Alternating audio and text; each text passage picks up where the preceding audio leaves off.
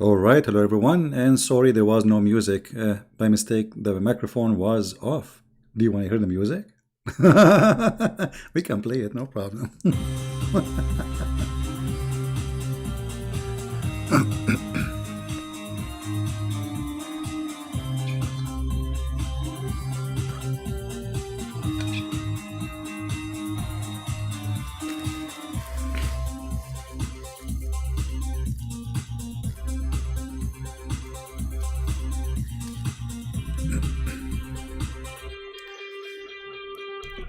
All right, with the music, without the music, Allah, He can do nothing about it, and He cannot answer us.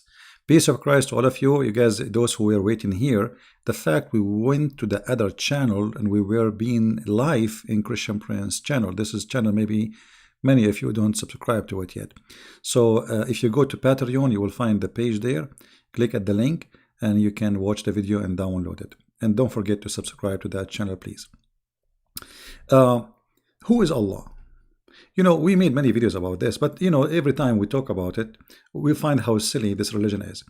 As an example, if we go to the internet and try to find articles made by Muhammadan, who is Allah? This is an article made by Muhammadan.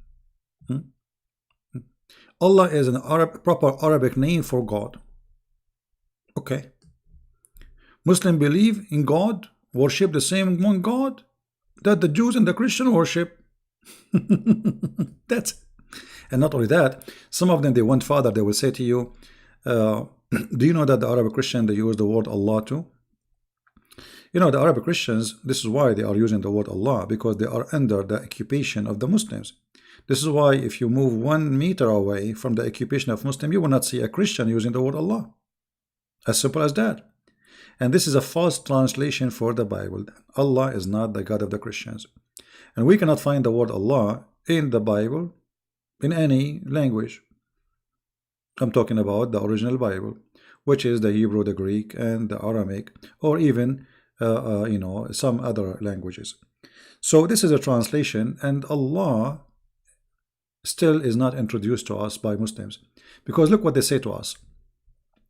Allah is a unique name with no plural and no gender. I mean, it says He, and yet no plural and no gender. So why it says in the Quran it is He? If you have no gender, why you say it is He? Why you don't just say it is Allah? In Arabic it says Huwa alladhi huwa, which is, you know, He, the same as in English you say He. There is she and there is He. Arabic is so clear, it is He, and even you see this is your translation. So if Allah is neither He or she, why you call Him He?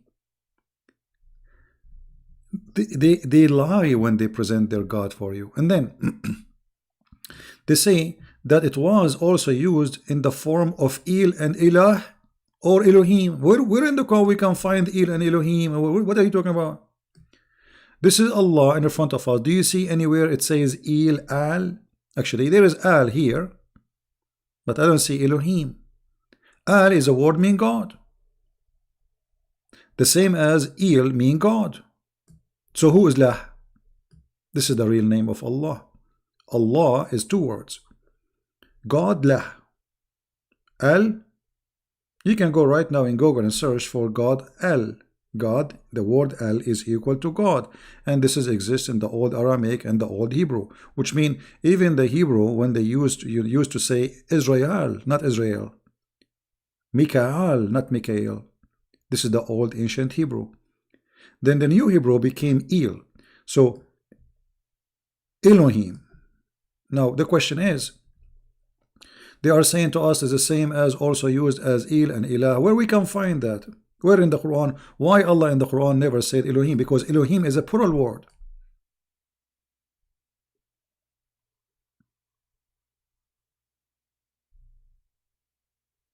Where in the Quran? Why the Quran never mentioned the word? As long you are saying it's mentioned by David and Moses and Jesus, okay, that's wonderful.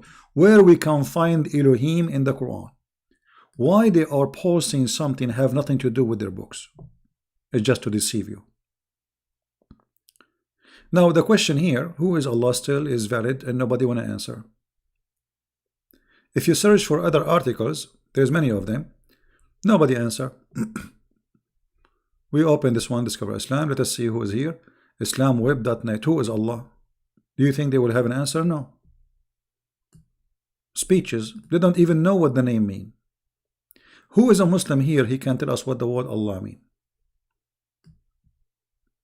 If there is any Muslim here, he knew what the word Allah means. Anyone?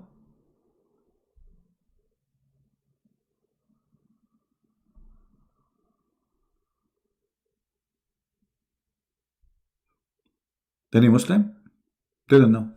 What Allah mean? The word Allah. I mean, every word have a meaning. What Allah mean? Didn't know, because this is not an Arabic word. The same as the word Israel. They do not know what Israel mean. If you ask a Muslim what Israel mean, he do know. Okay, what Moses mean? He do not know. What Isa mean? He do not know. What Gabriel mean? He do not know. What Jacob mean? He don't know. So what do you know? All the names they have in their cult is a theft, including the name of their God.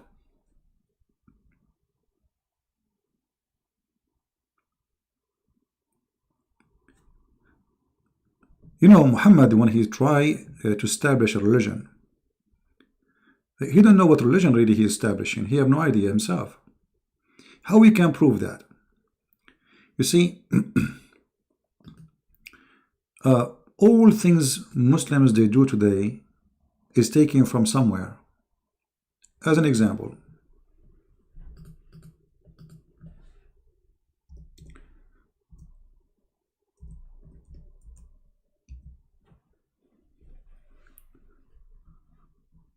Muhammad, he used to fast a day, it's called the day of Ashura.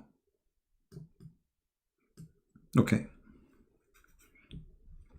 What is Ashura? Any Muslim can tell me what this is Ashura is?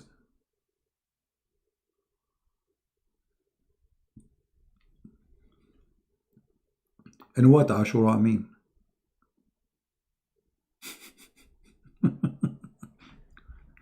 What Ashura mean?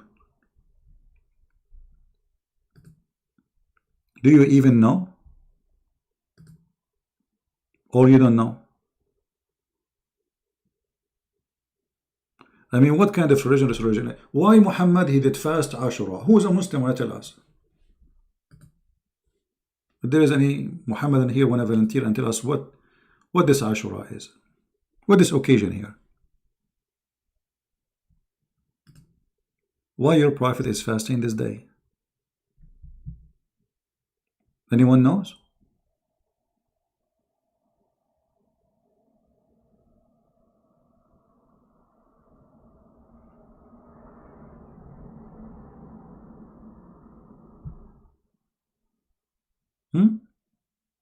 They don't know. There is something wrong in okay, I don't know my page.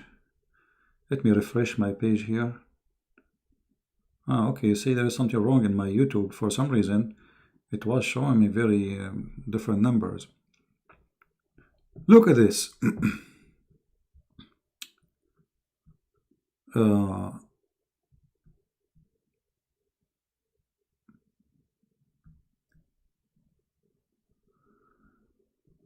Look what Aisha she is saying, not me.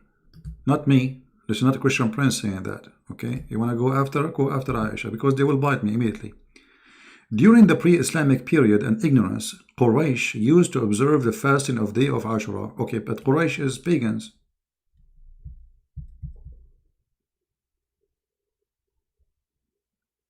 Why Muhammad is observing the day of the pagans?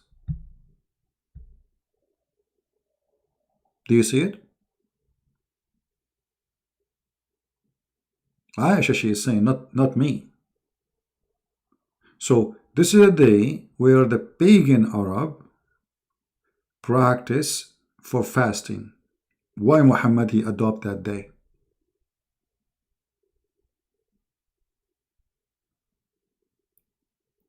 Here it says, but when he came to the Medina, he fasted on that day and ordered the Muslim to fast it.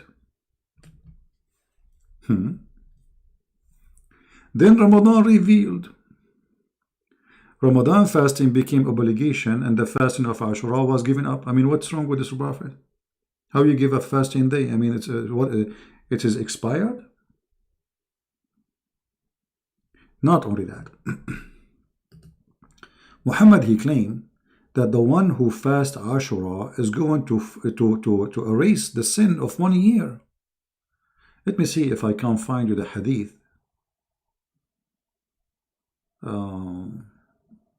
Here we go. Read carefully. And this is Sahih Hadith. This is Jami' al-Tirmidhi. It says here, Sahih Hadith number 752. The Prophet said, fast the day of Ashura, for indeed I anticipate that Allah will forgive the sin of the year before it. Man, this is very powerful day.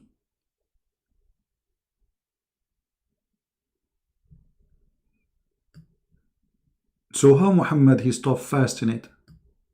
And where Muhammad he get the information that Allah will forgive the whole year? I mean, you fast 1 day, Allah forgive your sin for a whole year. That's easy forgiveness, man. So I go and I do all kind of a crazy stuff, and then I end having Ashura, and that's it. My sin is forgiven. Yeah, this is Imam Murrah, my friend. This is Imam Murrah. Yeah, his name is Abu Qatada Shish Kebab Murrah, getting your prophet busted. The same as we just get busted your friend in the other channel. Go watch the video, don't miss it. About your prophet.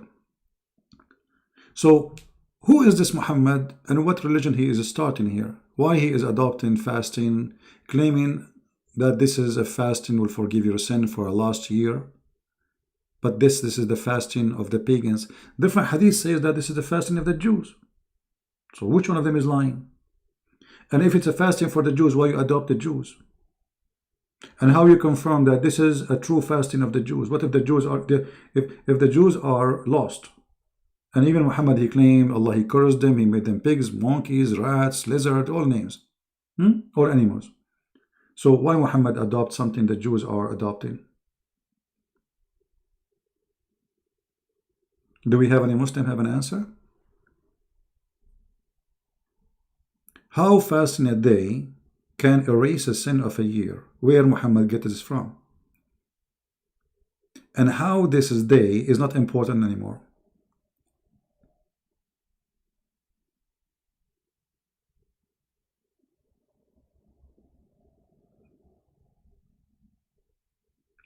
My friend, El is not the name of the God of the Christians. El is a word mean God. So you are mistaken. So in the one who is saying the Canadian, yeah, El is a word used by Aramaic. All those languages are born out of the Aramaic. So El is a word mean God. Doesn't matter which God. However, in the Bible is used. And when the Bible speaks about God, obviously this is the God of the Bible, not any God. Alright, so when you say Elohim, you are talking about the God of the Bible. Especially the name is mentioned in the Bible. Now, it's just a word. There is no name in the Bible for God. Like when Moses asked God, what is your name? What I will tell my people? He said to him, say, I am Yahweh, I am who I am. That's not a name. That is just, it appears like a name, you know. This is how you call me, this is my name. But what is the name? I am. There's no really a name. So El is just a word meaning God, the same as Al. Right? So like struggle with God, you know. This is why like Jacob and all of them is about God. Mihlalel, you know, and Ishmael, Mikael, Gabriel. But there is no name real, you know. This is those people who struggle with God. El is a word meaning God. Now,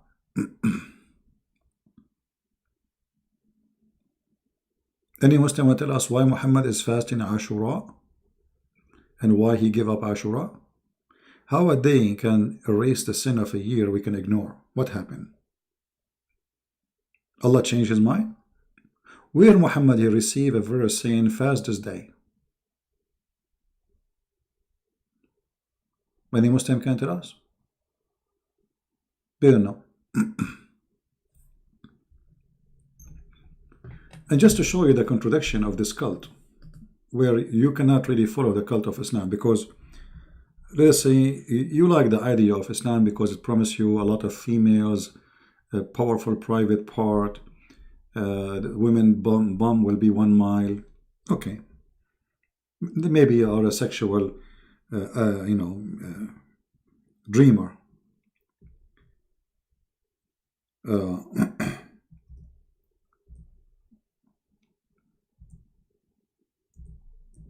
If we read the hadith,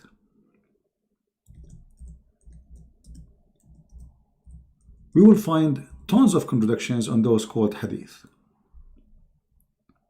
We just showed you that Ashura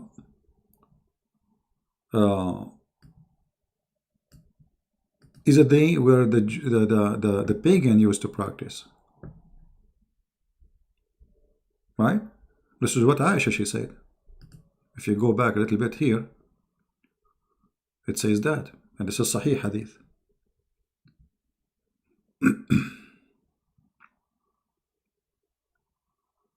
In different Hadith, it says that this is a day for the Jews. This is the day where Moses, he passed the sea.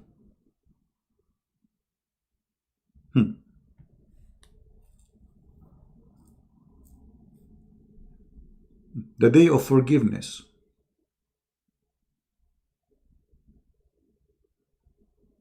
How Muhammad he adopted this day? Any Muslim knows?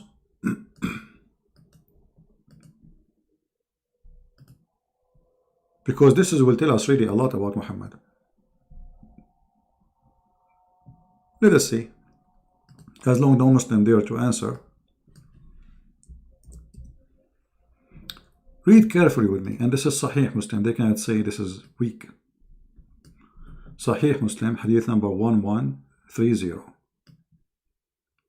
Ibn Abbas said, blah, blah, blah, blah, blah, blah, blah. Muhammad arrived to the Medina, it's full of Jews. He found the Jews observing the fast of day of Ashura. Do you see it? Who is the one observing this day? Ashura? The Jews. Okay. Muhammad said to them, what is significant about, what is the special about this day that you observe fasting on it? Which means Muhammad, he have no idea what this day is. He never heard of it. Is that, guys, clear? Is it clear that Muhammad, he do not know what this day? What do you think? Anyone he think I'm wrong?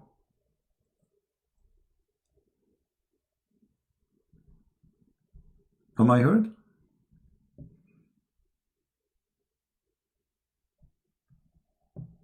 He don't know, right? Because if he knew, he will not ask. Do we agree? He is asking them clear answer. What is special about this day you observe fasting? They said, this is the day, is a great day when Allah deliver Moses and his people from and drowned the Pharaoh. Look at this. Muhammad is a prophet of God. He want to teach us about Moses and about Jesus, but he never heard of this day where Moses, he passed over the sea. How he learned that? Did he learn it from Allah? No. He just asked the Jews what this day is. Then how suddenly he make it this day, if you fast this day, is better than fast, like it's going to erase the sin of 1 year. You know what I mean? Do you see the madness? How this sin, this day, will forgive the sin of a year, but this guy, he just learned what it is.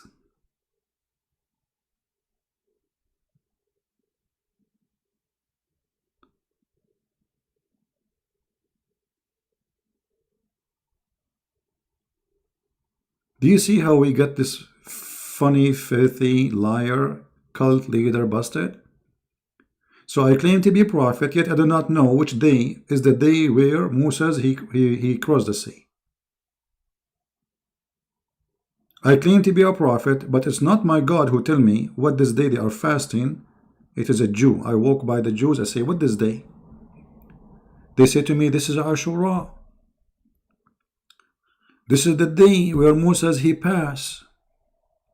This is the day where God, he, not Allah, where God, he drawn the Pharaoh.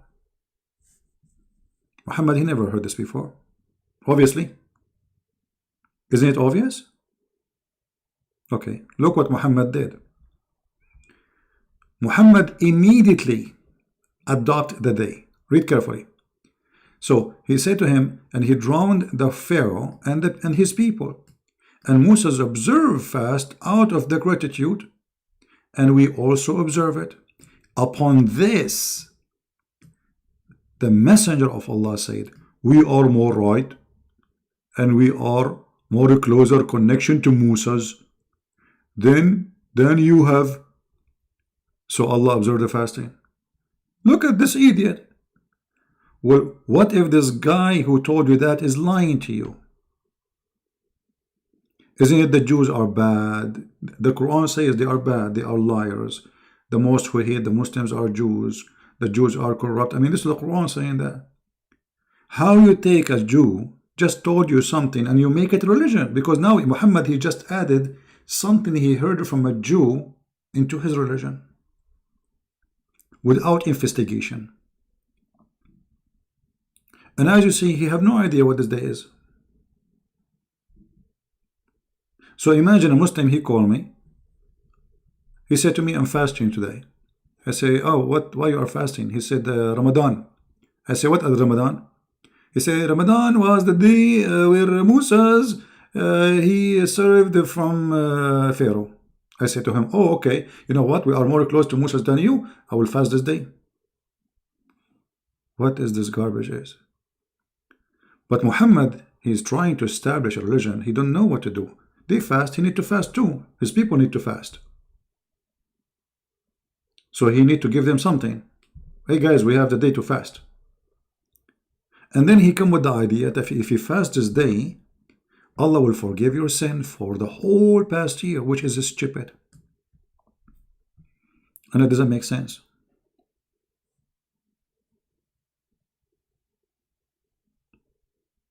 Because that means I can go and do all kinds of crimes and then just fast a day at the end of the year and bingo. I mean, what a big deal fasting a day. Actually, I fast every day. I fast without fasting. I mean, you know, for me, I eat like once a day most of the time, and which means for the coming 24 hours, I don't eat. That will make my sin gone.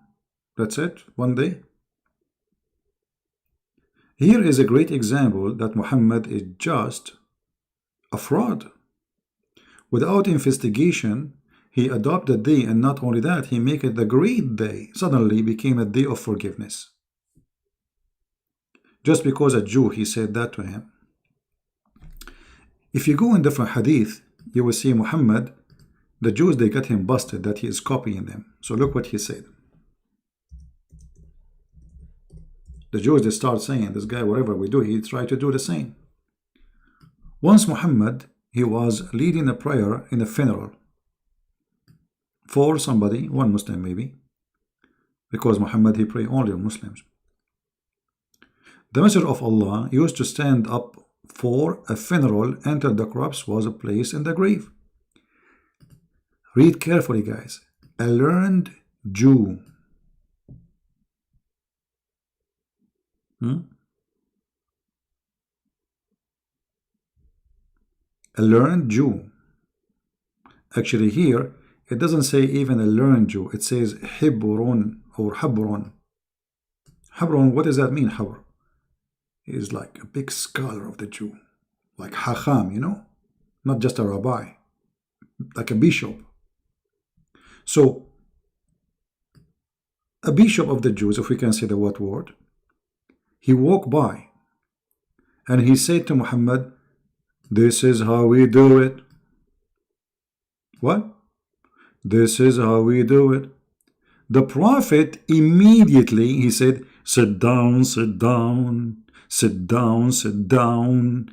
Act differently. Like, what the heck? Just because the guy, he said, this is how we do it, you change the way you pray? What happened? You know what I mean? So what if the Jew, he said, this is how we do it, but because he feel guilty, he is stealing from them. So if when Muhammad was praying standing, is that something he learned from Allah, or this is he himself making up, or he's copying somebody? Obviously it cannot be from his God, because if it's from his God, there is no way he can change it. And he say act differently.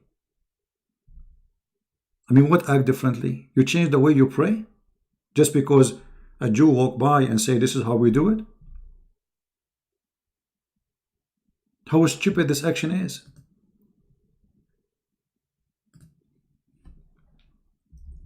Here you notice clearly the fraud of this Muhammad.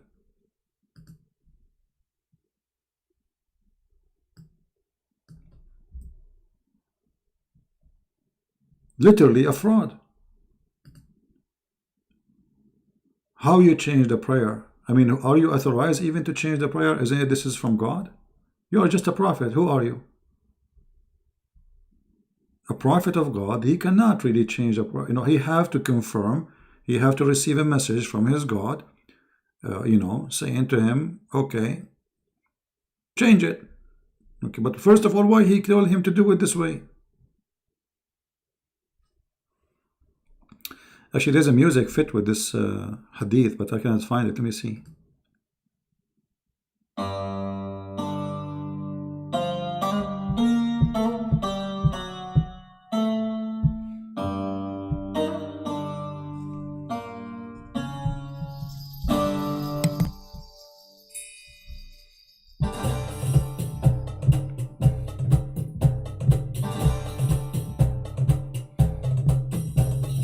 This is how we do it. This is how we do it. This is how we do it. This is how we do it.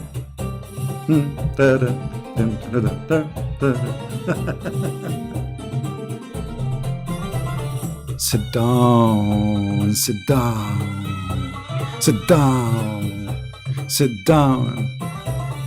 Act differently, act differently. Actually, this is not the music I want, but this is a there's a song I cannot find. It fit perfectly with this stupid hadith. Sit down, act perfectly. I mean, who in the world want to believe that this is a prophet of God?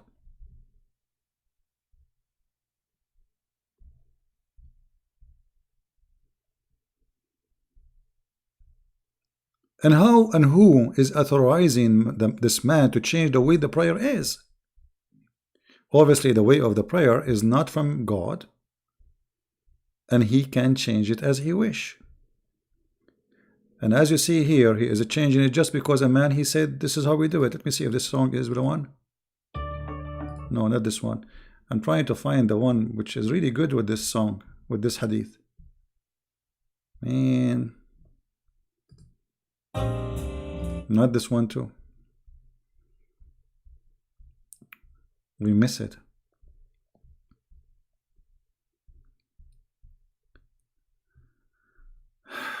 Oh boy. No. I cannot find it, sorry. Do we have any Muslim have any comment about this? Who gave the authority to Muhammad to change the prayer from standing to sitting? How fast it is to change the way you pray as a Muslim just because a Jew, he said this is how we do it?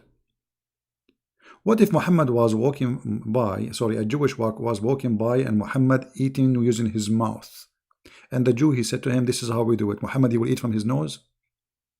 Not only that, he says, act differently from them. Did you see it? Not only he said sit down, and act differently.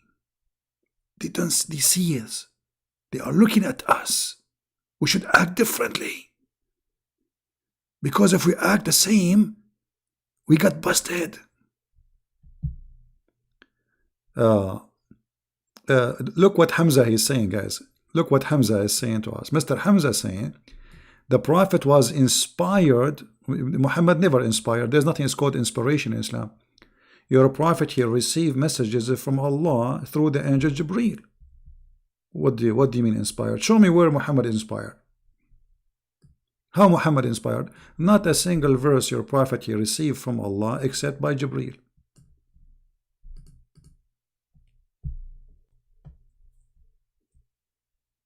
Right?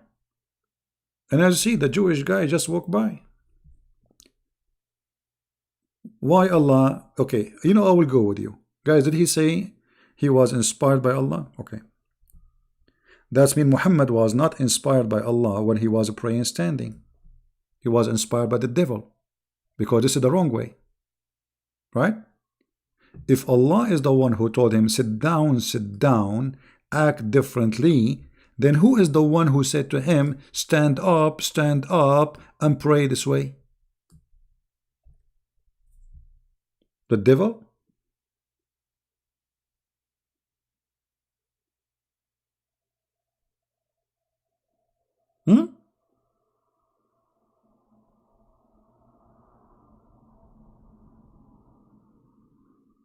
Are you there, my friend?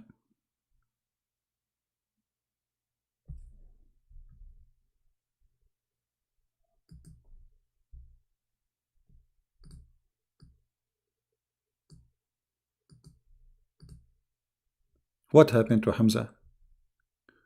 16 says the Prophet was inspired. That will be funny, because that's mean the whole Quran is a shish kebab. Because if the Quran saying Muhammad was inspired, and that's mean there is no Jibreel. I understand what you are saying. I understand the Quran says yuha, right? Wahi. But we know what wahi is. Wahi is a delivery by Jibreel, and which means Allah here used the wrong Arabic word. Because wahi is inspiration, and there is no need for Jibreel. But Muhammad never received inspiration, he received delivery. Which means the Quran, again, proven to itself to us to be stupid. Because how you say that Muhammad, all the Quran received it by delivery, and then you use the word wahi, which means inspiration. And you are right, the word wahi means inspiration. وَإِنْ هُوَ إِلَّا وَحْيٌ يُوحَى, chapter 53, verse number 4. But Muhammad never received inspiration. He received delivery from a guy, his name is Jibreel. He is the pizza guy.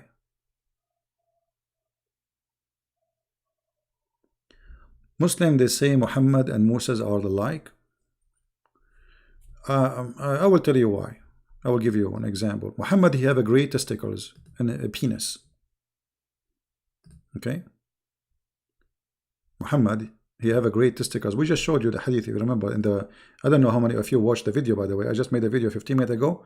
You can go to Patreon and click at the link, and you can see it. If you remember that there is a hadith where the Jews accuse Moses that he have a problem with his penis and his testicles.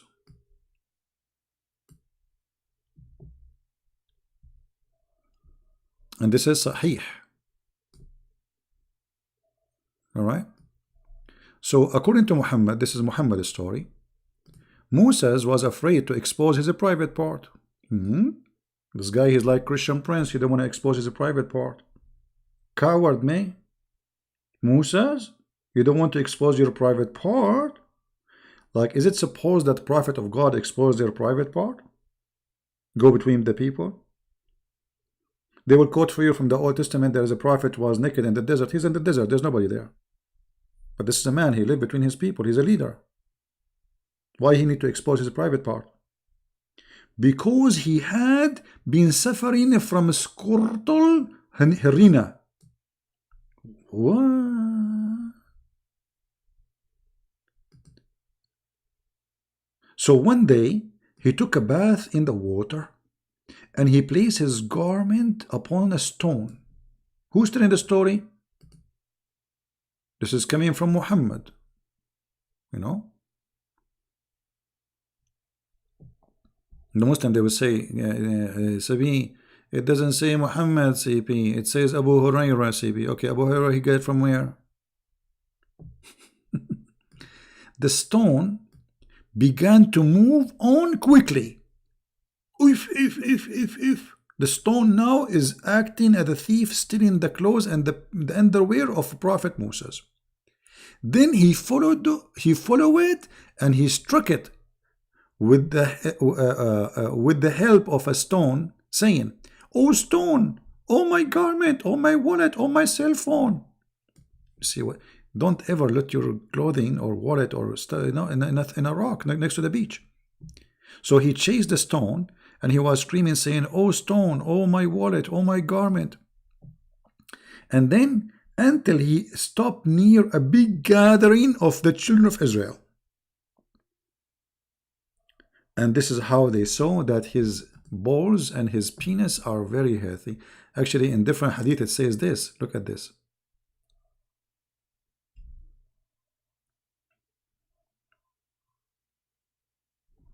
So the Muslim, they will not say this is not Muhammad saying there. Narrated from Muhammad and Messenger of Allah. He is the one saying the story, as you see. So he keep running after the stone. My clothes, stone, oh stone, my clothes. He's running now after the stone is naked. So Allah, he made the stone stealing his clothes. So every single person in Israel, including women and children in the street, because he's in the street, will see Moses' private part. Then, and Banu Israel, the children of Israel, they had a chance to see his penis. Moses' penis like was wee.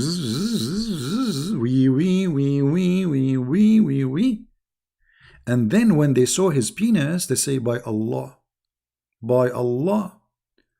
Moses does not suffer from any element.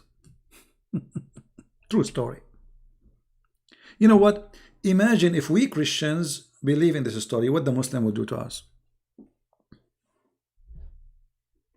Imagine if a Christian prince, he come to you one day and he told you, I put my clothes in a stone next to the beach, and then I was in Miami, and you know, I want to take a shower. I took a secluded place because I don't want anyone to see my private part. And then Allah, he made the stone run with my clothes. And then I chased the stone until I arrived to the downtown of Miami, or Miami Beach Boulevard. And then all people in Miami Beach, they start saying, wow, look at this, man. His is so good, man. Actually, they were saying, this is so good to be true. So Muhammad is the same as Moses. This is what they say. I mean, madness. Yeah. Now we go back to our topic. Obviously, Muhammad, he don't have a religion. He don't have God. You see, the God Allah is the God of the pagan Arab in Mecca. He's not like a different God. So ask yourself, why Muslims, they say that the Arab were pagan, yet they worship Allah?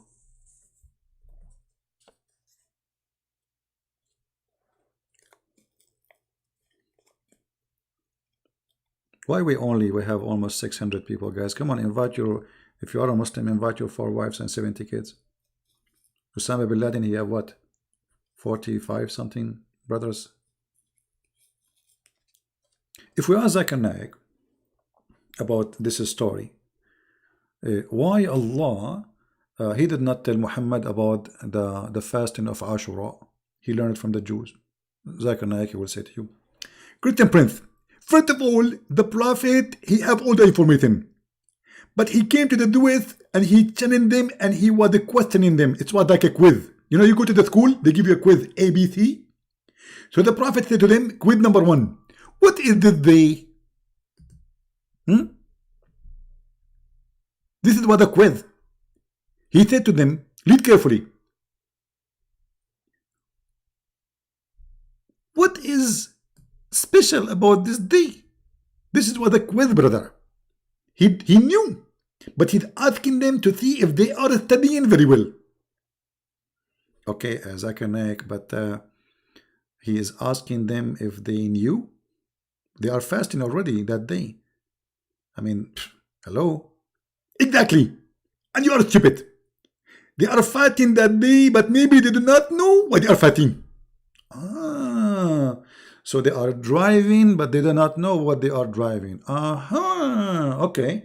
That make a lot of sense, Dr. Zakir Naik. And the top of that, the Prophet, he said to them, what is significant about that day? Which mean he knew it is significant. If. I never, you know what, Zakir Naik, I never thought about this before. He knew already that it's significant at that day. Exactly. Do you see it said, he said to them what is significant? That means he knew it's significant. That is top intelligence. And tell us more. And if you read with me, it said, in this day, Moses, he overcome the Pharaoh, and Pharaoh, there was a drone. So it was a drone day. It was a drone day. Is that the drone like you go with this little tiny thing with remote control? And Christian Prince, I told you 1,000,000 times, you are stupid. Drone, read English. You don't speak English, you don't speak Arabic, and you are going to debate me. Okay, sorry, I thought I was saying a drone. I mean, there is an airplane these days, they use it. This is not, you're stupid. You don't speak Arabic. Okay, so now Prophet Muhammad, sorry, he was examining the knowledge of the Jews. But why he did not observe that day before he made this quiz? I will tell you. Because the Prophet, he was going to confirm that this is the day, and he was not sure. So he is not sure about the date, but not about the incident. Your Prophet, he knew about it, but he did not know what the date. I never thought about this. So how he can confirm the date? I mean, is a Jew. Don't the Jews, they lie according to Islam? Exactly. And the Jews are big fat liars. So how the Prophet, he accept a Jew statement to choose the day? Maybe this is the wrong day. Christian Prince, first of all, the Prophet, he was asking a good Jew, not a bad Jew. Okay, how you know he is a good Jew? He just went in the city and he saw the people, they are fasting. How he learned that this is a good Jew? I will tell you. A good Jew, when he is answering, he takes his head. As an example, I'm from India, and I'm talking to you now. And look at me. Do you see how truthful I am? Okay. So if he shake his head, that means he's truthful. If he don't shake his head, that means he is a liar. Exactly. And the Prophet was observing that. And actually, if you read in the text, it says, Moses observed fast. And the Prophet was observing what Moses observed. Oh boy. That's a lot of observation here. So just he walked by, and a Jewish guy, he said to him, this is the day where Moses was fasting and we fasted. As simple as that. Huh? So if Muhammad walked by and Christian Prince, he was there, and Christian Prince, he was a Jew. And Christian Prince, he was drinking Black Label.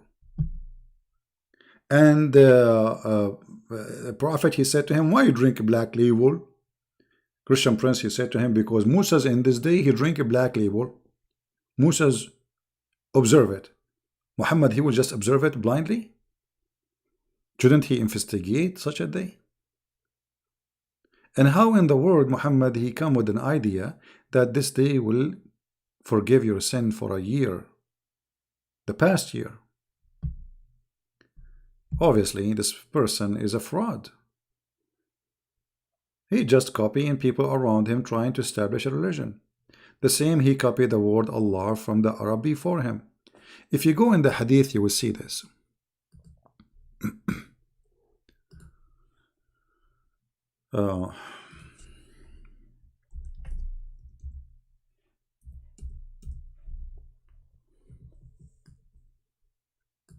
Sahih al-Bukhari, brother. We used to worship stones, and when we found a better stone than the first one, we would throw the first one and take the better one. And this is where the black stone is coming. The black stone was exist before Muhammad, before he was born. And the Arab were kissing it and licking it before Muhammad he was born. So those Arab, they always worship stones, and if they find a strange stone, they follow it, they worship it.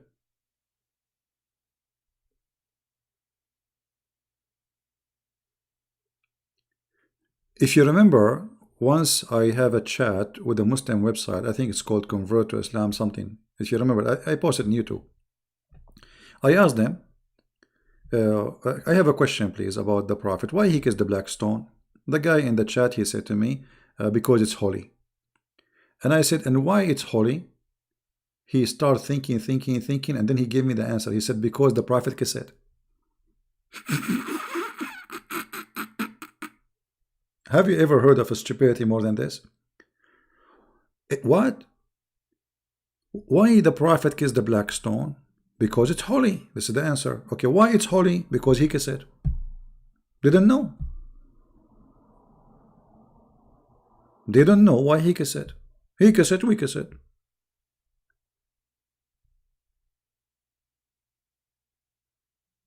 The same as the Jew, as Muhammad, he said, he saw the Jews fasting the day he fasted. He saw the Arab kissing the stone, he kissed it.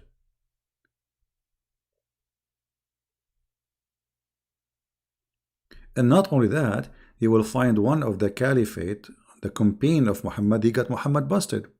He said after Muhammad's death,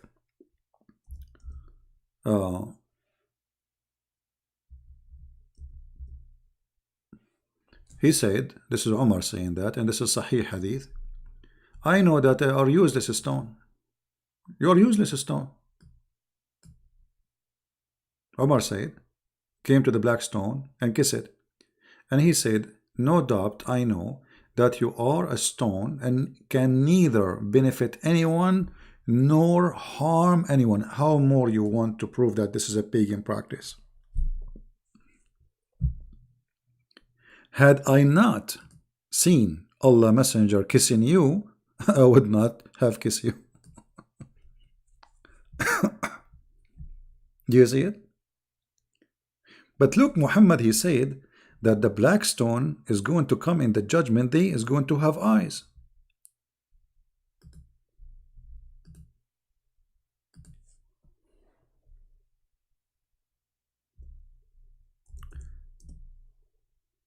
Let us see if we can find the hadith in English. Oh, Lord have mercy.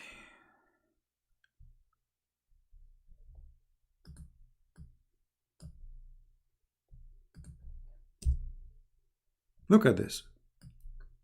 Muhammad, he claimed that the black stone is going to come in the judgment day and is going to witness for you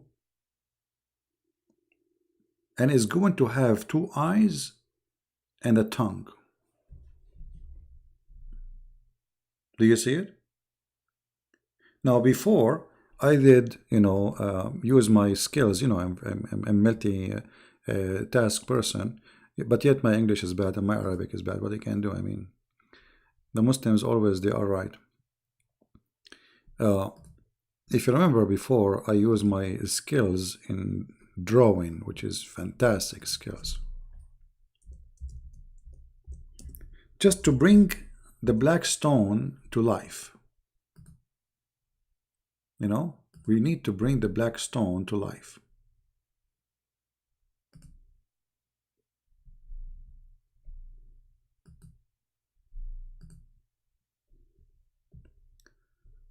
So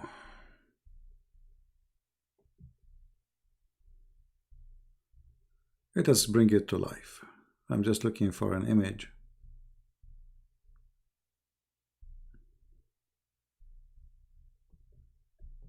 All right. Oh, this one is small. We want something bigger.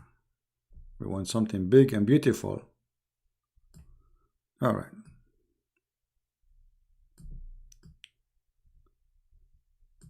So according to Muhammad, the prophet of the Muhammadan, who is very powerful in bed and sex, he have the power of 30 and 40 men, who his private part never sleep, as they say, which is proving that he's a prophet.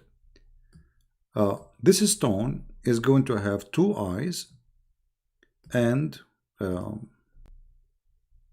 mouth and tongue. So this stone is going to be like this.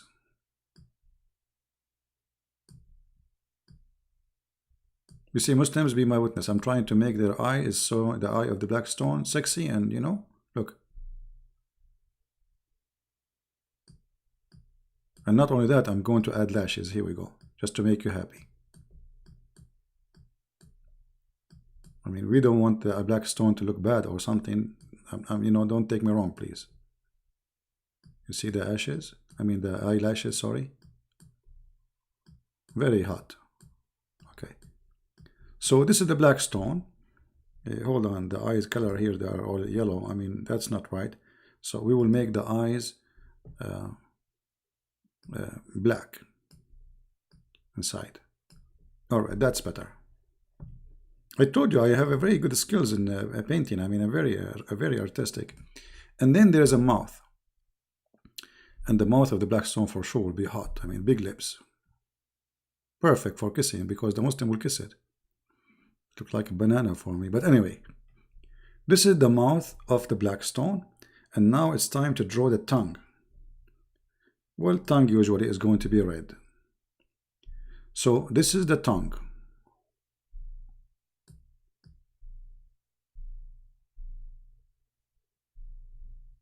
Of the black stone. Very hot and very beautiful. And I mean, there is no way if you see the black stone after this, you will not feel like you want to kiss it and lick it. All right. You know what? I want to convert to Islam. After seeing this, the Prophet must be telling the truth. That the black stone in the judgment day is going to have eyes, is going to have a mouth, is going to have a tongue, and is going to talk. But hold on. Didn't Omar, he just said that I know that you are useless and harmless and there's no benefit from you? And Muhammad saying, no, there is a use, is going to witness for us in the judgment day. So one of them is lying. Which one of them? And by the way, this picture is not for sale.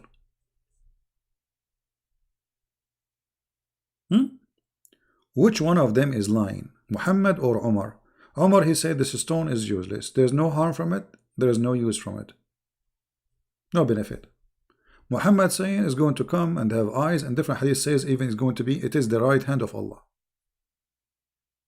So which one of them is lying? Muslims, who want to tell us?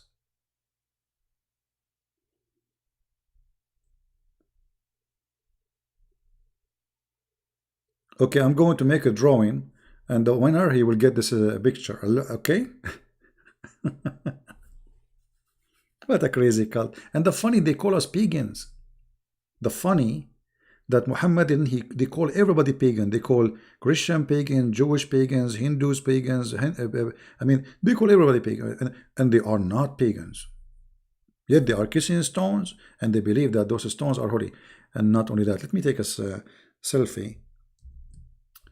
You know, I want to make a print of this picture in case, like the museum, they contact me or something, you know, or any art gallery. Go, like smile, Blackstone. We will come back to you later, okay? Take care. Now, listen to this. The black stone, there is no stone in the black stone. Do you know that the black stone does not exist no more? There is small, tiny stones inside. Let me show you.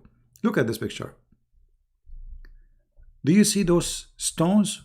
There's no stones. The rest is the black. There is wax. This is wax. There is 7 or 8 little tiny rocks in the size of your finger, and they place them inside that wax, and the Muslims are kissing them. You believe it? Look with me. This is a stone. It's a rock. We cannot say a stone. I mean, you know, this is one here. This is one here. I think this is one here.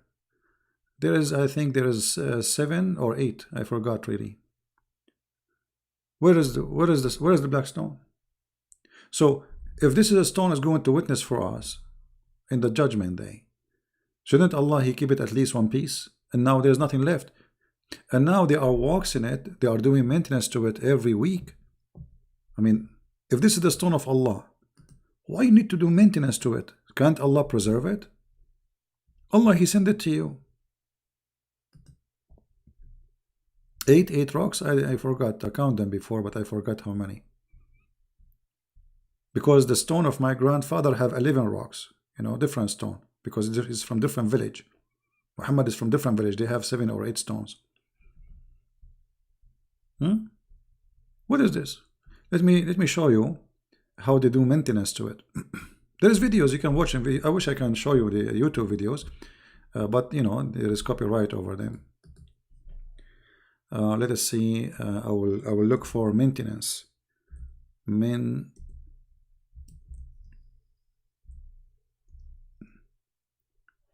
Give me a second. I will search for it.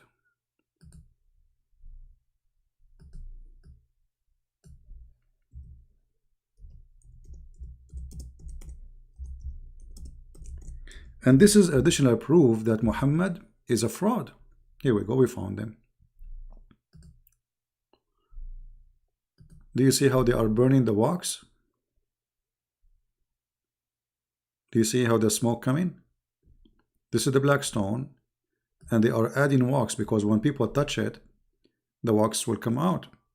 So they have to keep adding wax in order to keep those. Look at this here is more clear. Do you see the stone? Do you see how the real color of the wax is? The stones are black. The wax is kind of dirty brown. Do you see it? This is wax. There's no stone.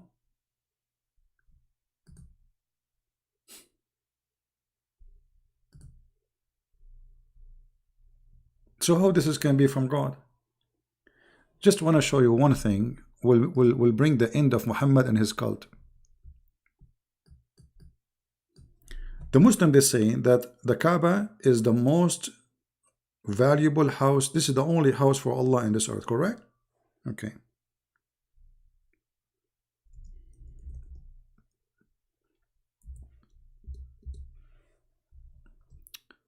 Look with me. The house of Allah is flooded by the sewage. In Mecca and Medina, there is no sewage. Always through history, there is no sewage. They have a septic hole, you know. I mean, there is a hole and beside the house where all your dirt and poop go there. And actually, this is the case for most of Saudi Arabia. So when a rain comes, it's going to take whatever there, whatever in the houses. All the poop will come out, the rain, the dirt, the mud. All of it goes and cover the Kaaba. Look at this. Okay, question. The Muslim, they say that the house of Allah location is chosen by Allah. I mean, don't you see that your God Allah is stupid? He could not find better place than a flooding place. I mean, I choose my house in a place where it's going to be flooded and all the poop will come to it. I am God.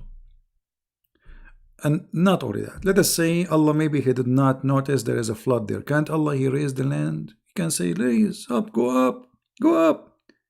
The Saudi, after they get the oil, they start spending a lot of money, hundreds of millions of dollars, to prevent the flood from coming to the Kaaba. Why Allah don't solve the problem without the American engineering?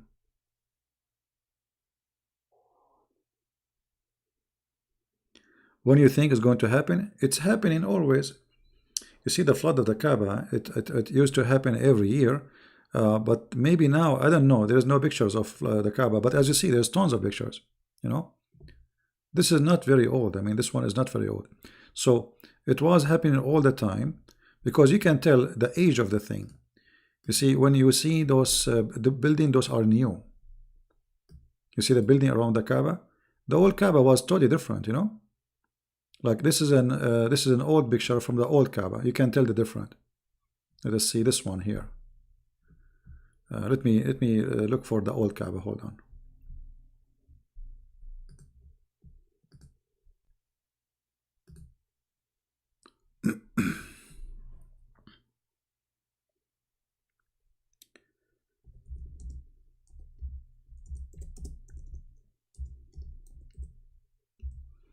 The old Kaaba, it looked really funny and looked really bad. Let me find you some pictures. There we go. This is the old Kaaba. Look at this. Look what we have today, marble. And look, this is the Kaaba. Do you see it? Few tiny houses around it. That is the Kaaba. Look at this. This is not long time ago. Do you see it? This is the Kaaba. Small, tiny square, smaller than my backyard. Honest to God, my backyard is way bigger than the whole Kaaba and the whole village around it. This is the Kaaba. Look at this. Look at this.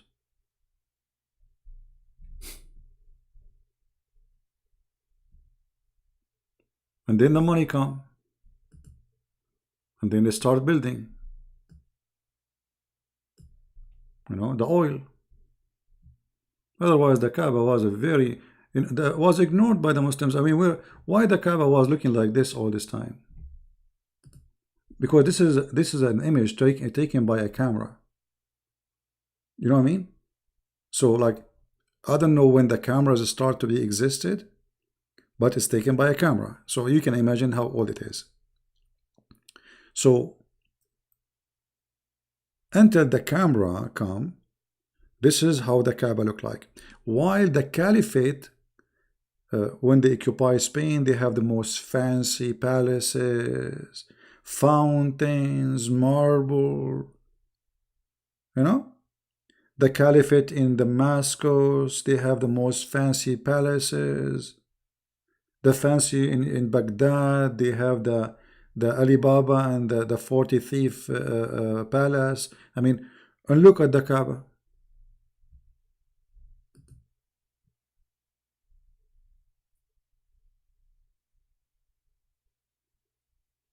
Now they have marble. They have even the air conditioning have like a mist, air conditioning. I mean, if you go right now to the Kaaba, you will not believe this is the same Kaaba. What is inside the coop? There is nothing. It's a room. And actually, the Kaaba used to be without a roof. If you have my book, you will see the reference that the Kaaba used to have no roof. And the reason they install a roof for it, you know, the Arab, they used to be in competition. There is 26 Kaaba in the Arabian Peninsula. And every town have their own Kaaba. It's the same, you know, it's a marketplace. It's like a bazaar. They buy, they sell there, and worship in the same time. So at night, the one who don't like your Kaaba, they want to bring customers to their Kaaba. They come at night and they throw garbage from the top of the roof, from the top of the wall. This is why they keep making the wall higher and higher and higher, and then at the end they decide to install a roof.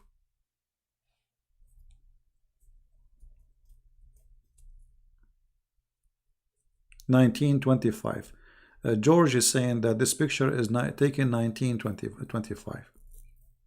I don't know where he get this from, but maybe this is the correct number. So 1925, this is not long time ago. I mean, let us say less than 100 years ago. Where is the money of the Muslims? Why the Muslims were, you know, building palaces everywhere, their kings, the caliphate, and the Kaaba was like this?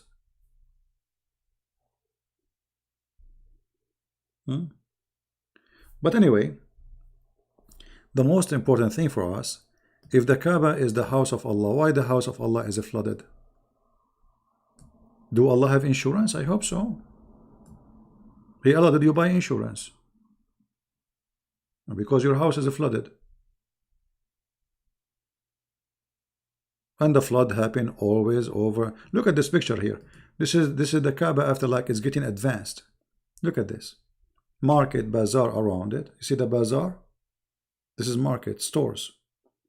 And there is a fence, like a fence you use for a dog or something. I don't know if you can see it. And people go around and look, the Kaaba is empty. Why there's no people? Nobody. Look.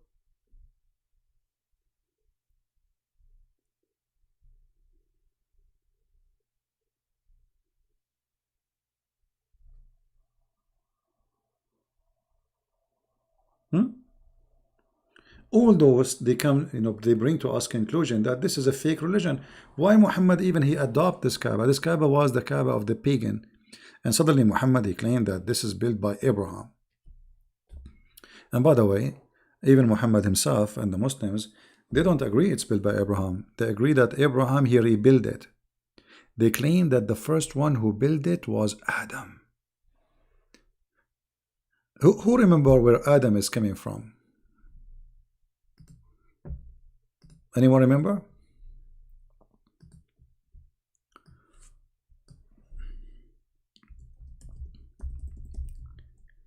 According to Muslims, Adam is coming from India, specifically from Sri Lanka. And this is the footprint of Adam. But as you see, this is a temple for the Buddhas. And the Muslims, they are fighting over it. They want to take it because this is for Prophet Adam. But the Buddhas don't believe in Adam. Who is Adam? What Adam?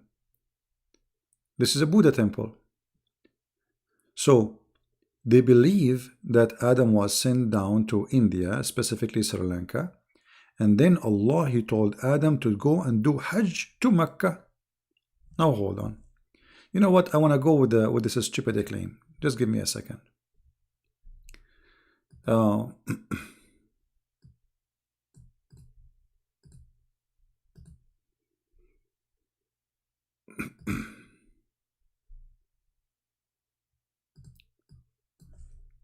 want to go to Sri Lanka. All right. Forgive my ignorance. I'm not so good in geography, so I need to see the map. All right.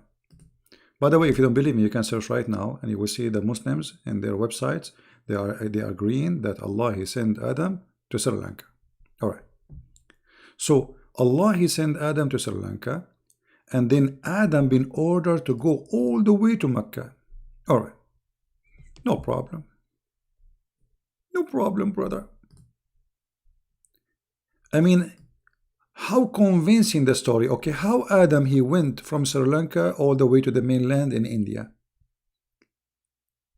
I mean, he is the first man. This guy, remember, there's no airplane, there's no boat, there's no ship, there's nothing. He is just a naked man sent down to earth. And by the way, even they believe that Eve, she was sent down in Yemen, or some they say in Jeddah. So imagine what happened. Looked like the parachute, went wrong. One took Adam to Sri Lanka, the other one took Eve to, and how they met again, don't ask them. So Sri Lanka is an island. And in order to go here, you have to cross the ocean. I mean, it doesn't matter how small the area is. Let us say, I don't know, I'm not from that area. But as you know, I mean, I've never been there.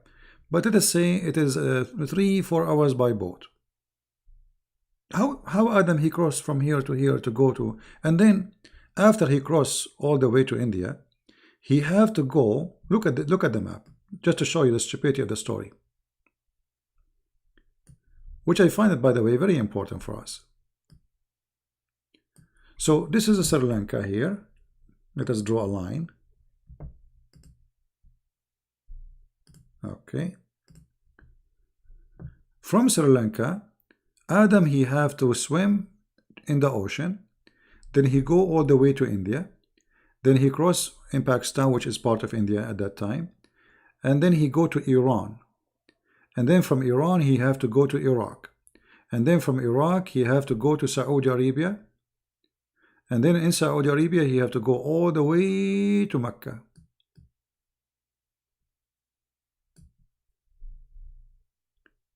And according to them, Adam, he did that 40 times during his lifetime, which mean Adam, he go backward, forward. He go back to Sri Lanka. His house is in Sri Lanka. He's a Sri Lanka. And here, by the way, you notice the roots of the Hindu religion. Because why in the world, from all religions, all locations, the Muslim, they choose Sri Lanka to be where their father is coming from? Are you getting what I'm saying? What made them think that the first man, he is an Indian? Because that make him an Indian.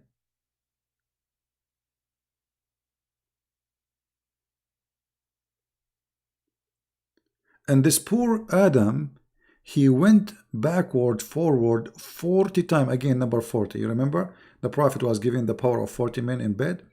Here we go. Adam now, he went to Mecca and he went back to Sri Lanka 40 times.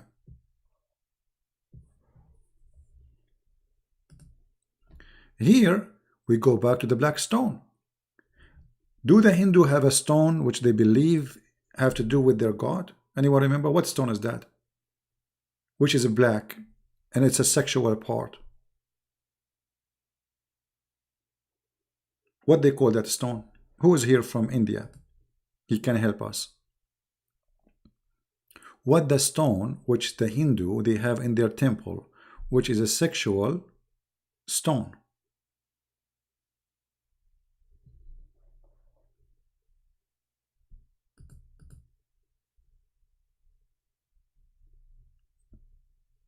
Shiva stone, lingam, whatever you call it. This is exactly what the black stone is. The black stone was made in the shape of a vagina. Did you notice? Did you ask yourself why the black stone is in the shape of a vagina? I mean, what this shape for? Where this shape is coming from? Why it's like this? I mean, even now, there's a small tiny rocks inside it, but yet they have, the frame is in the shape of a vagina.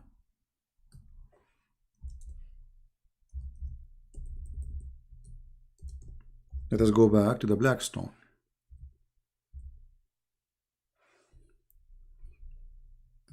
This is the black stone, as you see. Look at the shape.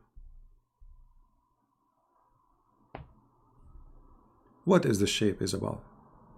Why it's like that? I mean, what is this?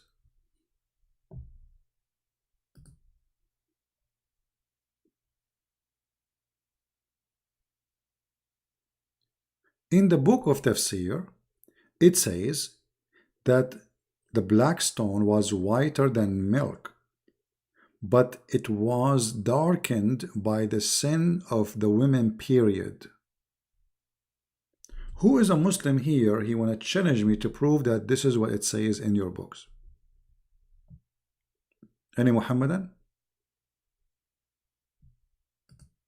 The women, period. Why?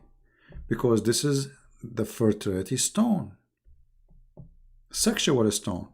So women who they are not having babies, they go and simply they touch the black stone after touching their private part when they have their period. They don't want to have period no more, because period means you are not having a baby. So in order to have a baby, you have to go to the god of fertility. And this god, he have a stone in the shape of vagina. The women, they place their hand in the front, inside it, after they touch their private part. And the men, after that, they come and they insert their private part inside the black stone.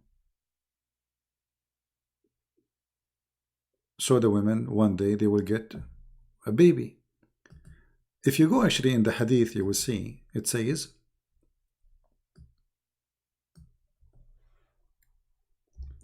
that the Arab, even after Muhammad became a prophet and he controlled the Kaaba, they used to go around the Kaaba totally naked.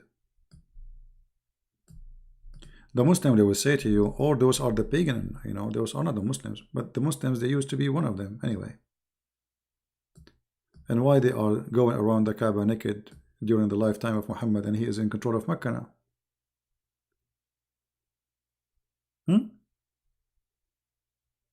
What was the practice where people go naked? Read it. I'm not saying that. This is Sahih Muslim. And this is Sahih al-Bukhari. This is al-Bukhari here. Why they are going naked? What is the religion? What is the religion required? Or what kind of religion it's required? If you go inside the Kaaba, around the Kaaba, you have to be naked. What is the practice there?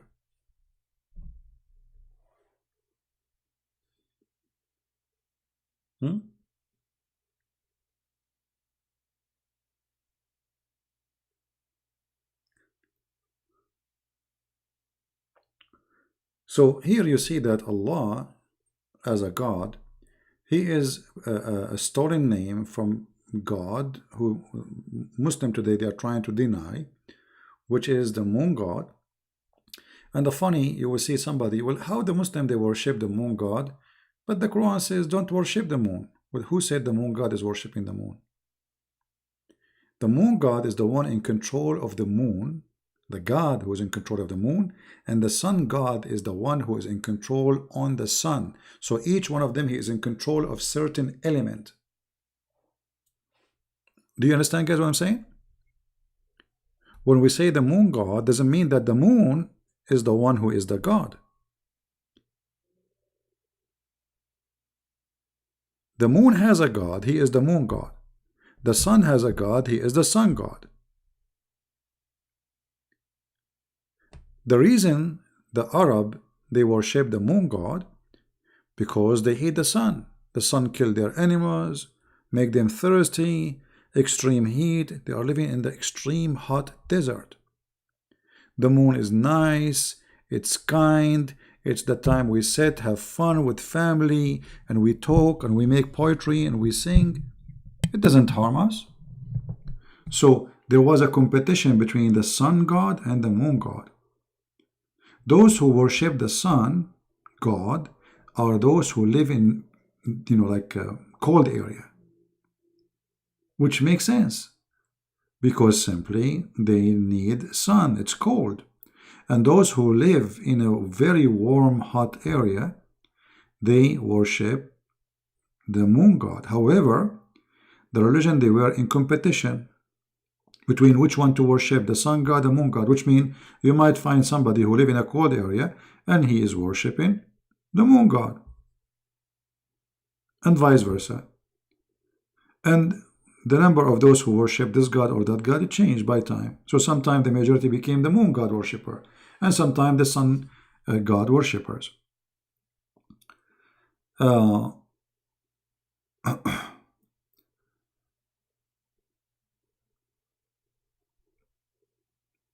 Until now, look, how many people are watching? Not a single Muslim will tell us where the word Allah is coming from. They don't know. They try to insert it by ilah, the word ilah. Ilah does not mean, it's not a name. God, God, this is God, the God. Where is Allah? If you search right now for the word lah in Google, you will find that lah is the moon god. It is simply the moon god.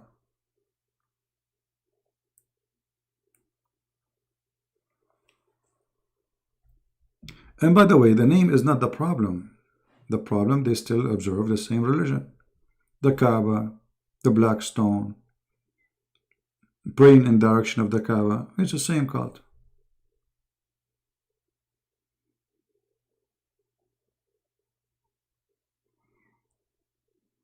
Do we have any Muslim want to say anything? Hey guys, did you watch the video which we made just an hour ago before we start? Don't forget to watch it, please, because Muslim, they made a review of my book, Sex and Allah, and they are exposing me. And I'm proud of it. I'm proud of their review, actually. Don't forget to go watch it. It's in the Christian Prince page. I don't know if the admin can post the link for you. Do we have any Muslim want to say anything? How does God function? Now, let us go to something else. Should I stop, guys, and continue tomorrow, or we continue? Who's getting tired? Who's getting tired? Anyone getting tired? Yeah, this is the link. Phil is posting it. Click in it, and you can watch it later. It's just, don't forget to subscribe to that link, because this is just another account of mine as a backup. We have many backup accounts. Subscribe there, and you can watch the video later. And don't forget to download it, by the way, and post it in your, because it's very good video. The Muslims are my helpers always. They try to fight me, but they are my help. Watch it and die laughing. Nobody is tired? You are not tired, but you talk a lot. All this time you are talking, you are not tired? Unbelievable. I thought you are tired. All right.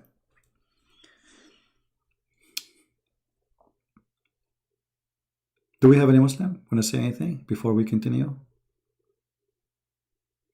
Who is here first time? Are you here first time? If you are here first time, I advise you to leave, because you will be addicted and you will keep coming and coming. It's not good. Just go. Trust me, you will be addicted. Don't be first time here. First time mean second time, third time, and then your wife, she will be upset from you because you spend too much time listening to me, and then she will call me. Do you remember the lady she called me, guys, about 2 weeks ago? Who remember her?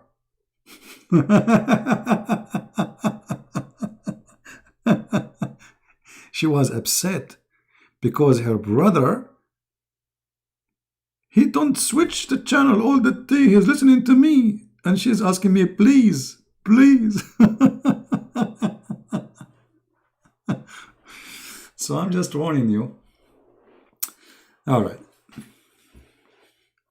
So, if we try to understand who is Allah, forget about the name.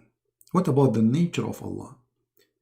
When you debate Muslims, if you watch what it's called debate between brother David Wood, which really I admire very much, because this gentleman, he's doing his best to reach out to people, to explain to them what the cult of Islam is. In his debate with a guy, his name is Mimi Hijab, when David Wood, he said to him, Allah has parts. What Mimi Hijab, he said to him? Who said so? So Muslims, when you speak to them, you cannot learn about Islam from a Muslim.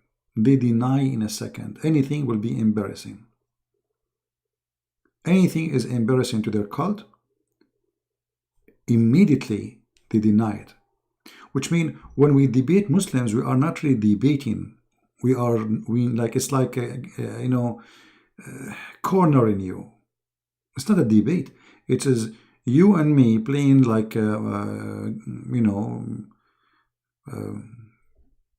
cat and rat, hide and seek.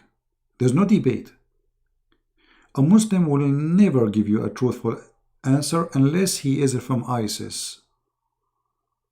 Those people there, they don't care. They give you the answer as it is. Yes, Islam says this. But those who they are living in the West, they are ashamed of their cult, and they are allowed to lie. Let me show you something here, because many people, they are unaware. Like, you think that when you are talking to a Muslim, he will tell you what Islam is about. I mean, if a person, he is religious, he have a beard, obviously he's religious, right? I mean, come on, he will not lie. No, those Muslims, they are allowed officially to lie.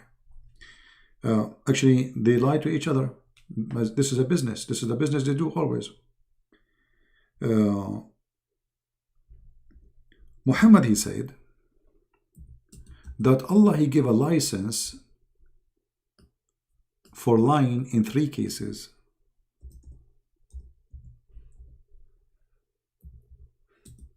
A Muslim is allowed to lie in 3 cases. What is the lies which he is allowed to do? It is not lawful to lie except in 3 cases. Something the man tell his wife to please her. So you can't lie to her. Like she asks you, did you marry somebody else on the top of me? You say, no, for sure, I love you. You are the only one. That is a good lie. As an example, lie during war, and Muslims believe that they are in war with us. And this war will continue until Judgment Day. So a Muslim, when he talks to you about Islam, he is allowed to lie, for this is war. You know? And then lying to fix problem between people. So what we learn from Muhammad is that Allah approved lying, the wife lying to his wife, the husband lying to his wife, which is awful and ugly and disgusting. Imagine you marry a man and his God saying to him, lie to her. So you have no idea if he is saying the truth or not. And he will not feel guilty. He will never feel guilty lying to you. So good luck. Go and marry a Muslim. And then lying during war. During war. The Quran says that Allah, He will pursue against us until Judgment Day. That is war. Muhammad, he said, I've been ordered to fight all mankind and kill them until there's either they say there's no God but Allah and He is a prophet, and they convert and they pay the zakat and they pray as He pray, and they worship as He worship, and they slaughter as He slaughter, and then and only then He will stop shedding their blood and stealing their money.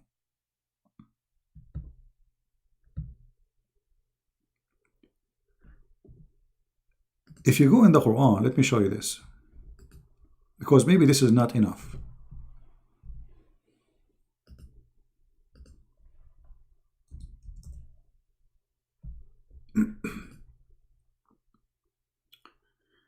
Let us hope that this website is working.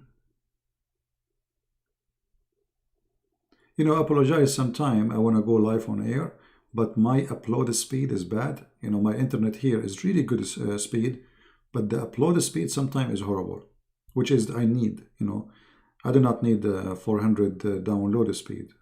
I need 10 gigabyte upload speed. So my download speed is so fast, but my upload speed is horrible. Okay, the website of the Kingdom of Jordan is dead. Let us see again, try again. Here we go, it's working. All right. If we go to chapter 3, verse number 28, this is the official government website of the King of Jordan. This is why it doesn't work all the time. Like the King of Jordan. We don't function.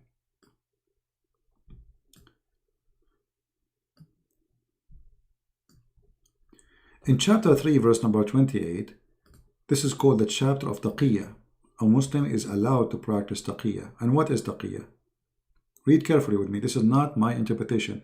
This is the cousin of Muhammad giving interpretation. A Muslim, he is not allowed to take non-Muslims as a friends. And the Quran and the Muslim call us the hypocrite. We are the hypocrites.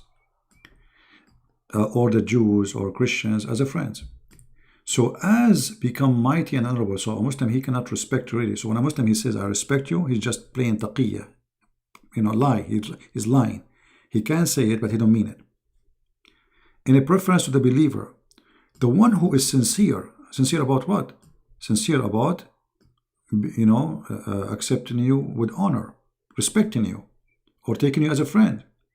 So the one who is sincere doing that, seeking might and honor by taking the hypocrites and disbelievers as a friend, he has no connection with Allah. So if a Muslim, he says to you, I respect you, I honor you, and he mean it from his heart, he is no Muslim. That's it, he's out of Islam. It's okay if he say it, but he don't mean it, just to deceive you. All right? So he has no honor, read carefully. He has no honor, mercy, which means Muslim can kill him because now he is apostate, or protection. No mercy, no protection, no honor. So Muslim, they will humiliate him, kill him, rape his wife, because he is taking the Christians and the Jews as a friends. And then says, taking it a less, but yet, you know, guard yourself against them. So, okay, well, I live in America, and you know, they ask me, do you support Mujahideen or you support America? Do you, if a war happen, which side you will take? ISIS or USA? Prophet Muhammad or America? What I will say? I have to guard myself. I say, sure, USA. Save yourself from them. Taken as it were security, as, but it's not really about security. Saving yourself from them by speaking in a friendly way toward them while your heart is like this. Have you ever saw an evil cult more than this? So a Muslim, he will say to you, we are friends, I respect you, I really respect Christians, I really appreciate I have many Christian friends, but a Muslim, he cannot take Christian friends. Because if he take Christian friends, he is out of Islam. And we can show that in the Quran in many places. Even he cannot even take his own family as a friends.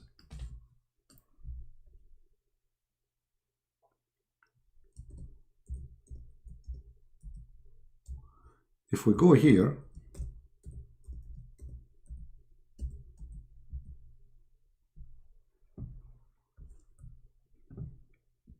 this is chapter 3, verse number 28. And if you go down a little bit, you will find chapter 5. This is many places, all those verses, by the way. It says you cannot take Christians, Jews, you know, as a friends, as simple as that. But if you go here, there's a verse speaking specifically about us as a Christians. Read carefully. This is the Muslim translation, not mine. Because the Muslim, they will say, is lying. You know that. O who you believe, take not the Jews and the Christians for your friends and or protectors. Okay, so they cannot take you as a friend. So if a Muslim saying to you, I'm your friend, you will be naive to believe. Because he's not allowed. And look, not only that, it says, and he amongst you who turn to them in a friendship, he is of them, which means he is not a Muslim no more. So if he really mean it to be friend to you, he became an apostate. Do you see it? I'm not making it up. This is the Muslim translation.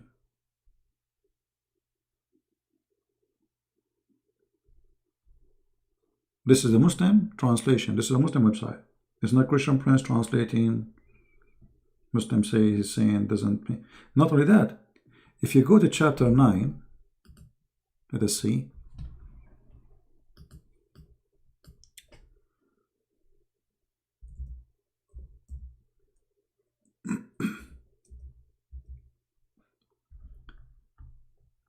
If you go here, actually, let us take this verse here. In chapter 58, verse number 22, it says, you will not find one single Muslim. He will take those who oppose Islam and he will love them. Even if they are their fathers and their sons and their clan. You will not find one Muslim, he love you. You oppose Islam. You refuse Islam. Even if you are a father of a Muslim guy, he is not allowed to love you.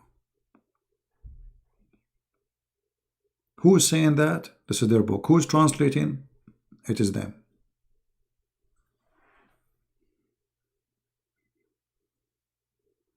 So who is this God Allah? There is no God Allah. This is Muhammad. Those he is seeking revenge from those who rejected him. Why Muhammad did not mention the Hindus, go fight the Hindus, Allahu Akbar? Because they are not there. We never even heard of them. Right? Why he is concentrating in killing the Christian and the Jews? At least Christian and Jews. The Muslim, they claim that the Christian and Jews, they worship the same God. Okay. So why you concentrate in killing those who worship the same God, but not on those who don't worship your God at all? Because he is seeking revenge. They exposed him. They knew he's a liar. He had to defeat them, otherwise they might overcome him. It's like killing all the witnesses. Killing all the witnesses. Muhammad, he said, if I became victorious, which is, it looked like he's not sure that Allah will make him victorious. If I became victorious, I am going to kick the Arab. Oh, hold on, something happened here.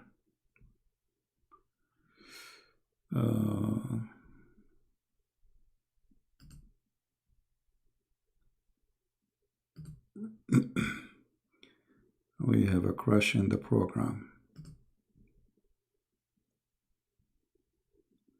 Am I heard, guys? Am I still heard? Okay, good. Because you know, suddenly the program I have here stopped and crashed. All right. Let us see.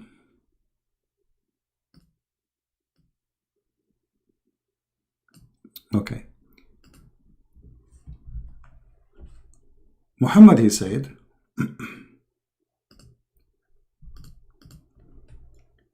if I am victorious,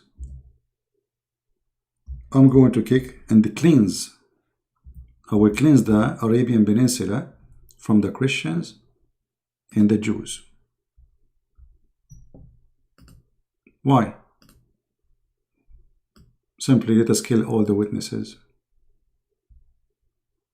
All the witnesses who they expose me. Read it. And the funny, they say, there is a Abdul in the speaker corner. He said the Christian prince is terrorist. He support the crusade. Well, did you ask yourself what the crusade is? The crusade, you attacked us. The crusade attacked back. So look at this. They attack you and then they play victim. For 600 years after Christ, there is no crusade. No crusade. You attacked us, you took our cities, you took Jerusalem, you took our churches, and you forced jizya on the Christians. And when we do crusade, we are terrorists. But you doing jihad, taking our land, it's okay. They call it opening. You see the hypocrisy? Muhammad cleansing the Jews and the Arabian and the Christians from the Arabian Peninsula is not a crime.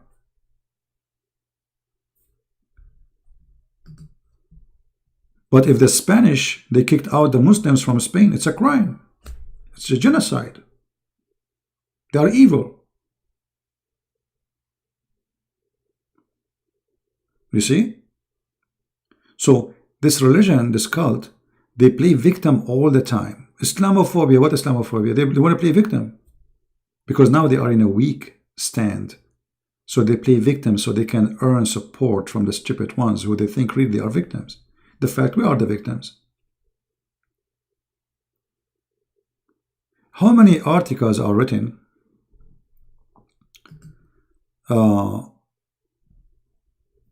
you know, that the Indian in India, they are discriminated. Right? Well, this is another stupid comment of Al-Qurtubi. You know, Islamic books is full of stupidity. You know, how he will knew someone he wasn't exist. I mean, stupidity, what you can say. In India right now, everybody's speaking about even Trump. the or the Chinese, like the Indian, they don't going to give citizenship to the Muslims, which is not really true. But guess what? There's millions of Hindus and Christians who work from India. They work in Saudi Arabia, Qatar, Emirat, Bahrain. They don't give them a citizenship even if they are working there for 30, 40 years. Even if they are family, they are born there. They don't even have a green card, which means residency. They have just temporary visa, working visa. So why, if you are a person who live in India for many years, you have the right to take citizenship just because you are a Muslim? But if a Hindu, he live in a land which is Islamic land, he have no right even to die there. Do you know that if a Hindu or a Christian or non-Muslim, he die in Saudi Arabia, he is not allowed to be buried there? Actually, there's an article, you can go and search it. It's called, you can work in Saudi Arabia, but you cannot die there. You cannot die there. There's no graveyard for Hindus. When? Where is the graveyard of the Hindus? There's millions of Hindus who die, work there, and God knows how many thousands through years, they die during the time they are in Saudi Arabia. They will not let them bury it in Saudi Arabia. Not a single graveyard for a Hindu. So they discriminate you. Not only they don't give you a citizenship, they don't even give you a grave.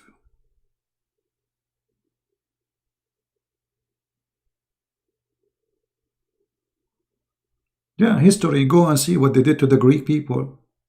What they did to Constantinia, this is our city. What they did to Romania. What they did to all of Europe. What they did to the Armenian. What they did to the Syrian. What they did to the Assyrian. But nobody play victim as they do. So you are Islamophobe, you are a bad person. Every day, every Sunday, there's attack in some churches somewhere in the world, especially in Africa, Nigeria, Ghana, Burkina Faso. Everywhere. Ironical, everywhere.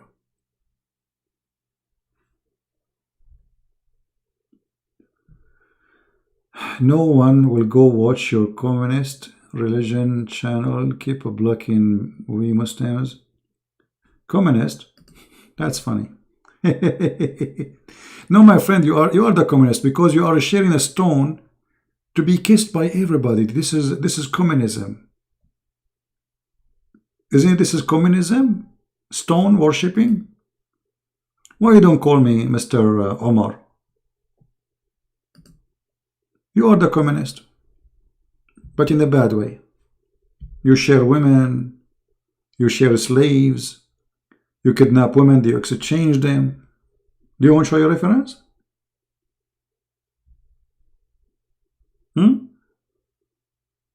What do you think?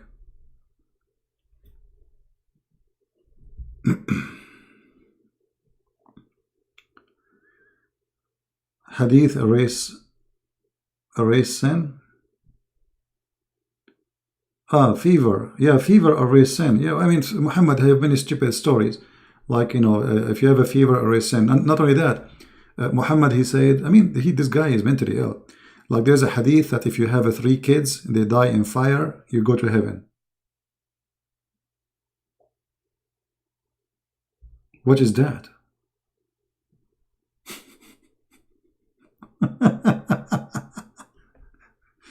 Muhammad, he have all kind of ideas.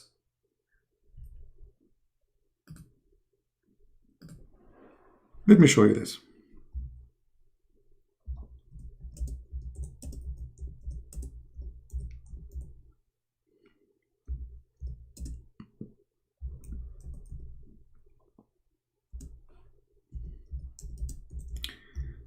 I remember once a Muslim, he was debating me and he wanted to get me busted supposedly.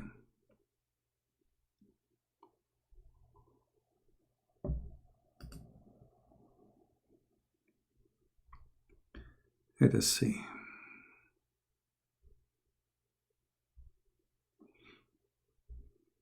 Even Muhammad, he said that the one who died by plague or by drowning, he's a martyr.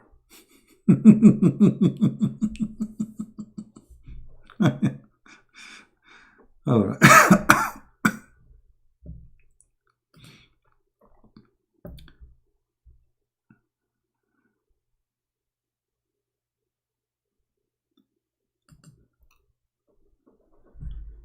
Oh, Lord have mercy. Do we have any Muslim in the chat? Except those Muslims who are calling me names, and suddenly I became a communist.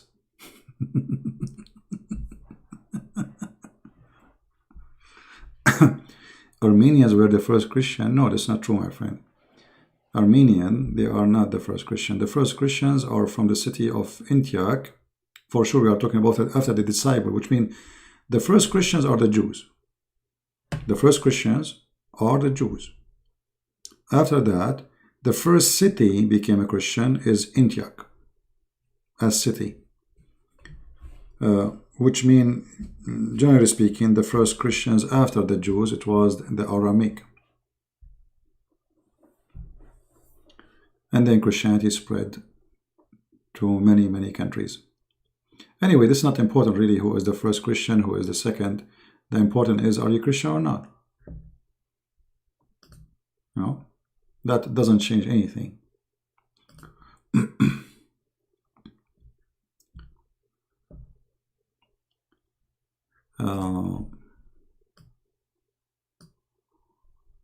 I know there's millions of stories Muhammad he come with about reasoning to go and seek forgiveness or get forgiveness.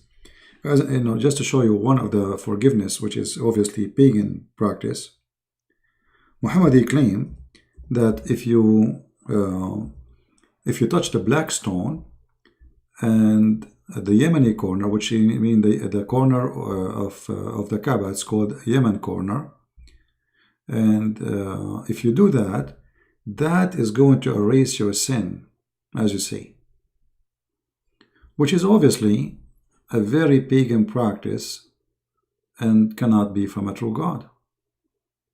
How in the world anyone will believe that if I touch a stone, my sin is forgiven? How easy it is.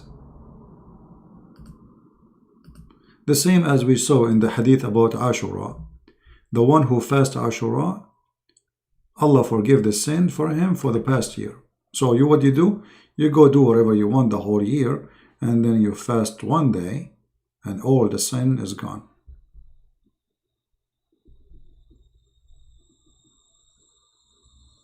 Yeah, and you can eat in your mother's house.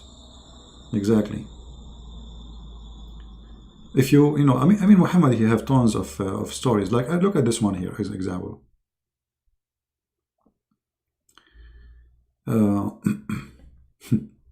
The one who says, praise be to Allah.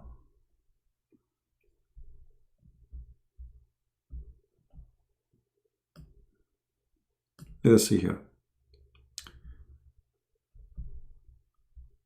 If you say to Allah, he said to them, who of you like to earn 1,000 good deeds? 1,000 good deeds? How you can earn that? And Muhammad, he have a solution. They said to him, how we can earn 1,000 good deeds? Like, how we can do that? He said, by saying Subhanallah 100 times.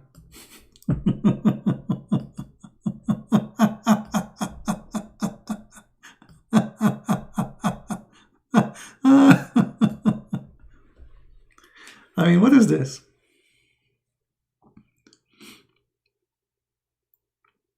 You say Subhanallah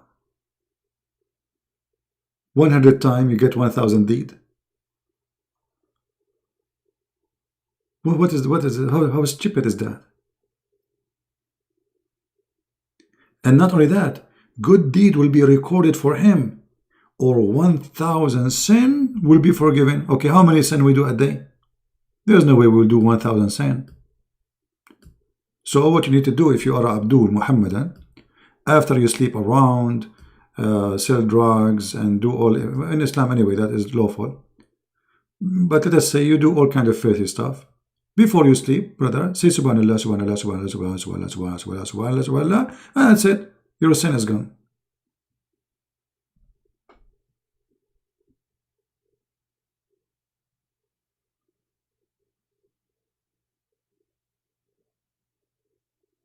Do you see it? Obviously, this person is making things up. This is cannot be true. God will forgive my sin, all the sin I did, 1,000 sin, just because I say Subhanallah 100 times. That's very easy recipe. Hey, hold on. Look what Mr. Why you don't call me my friend? Omar.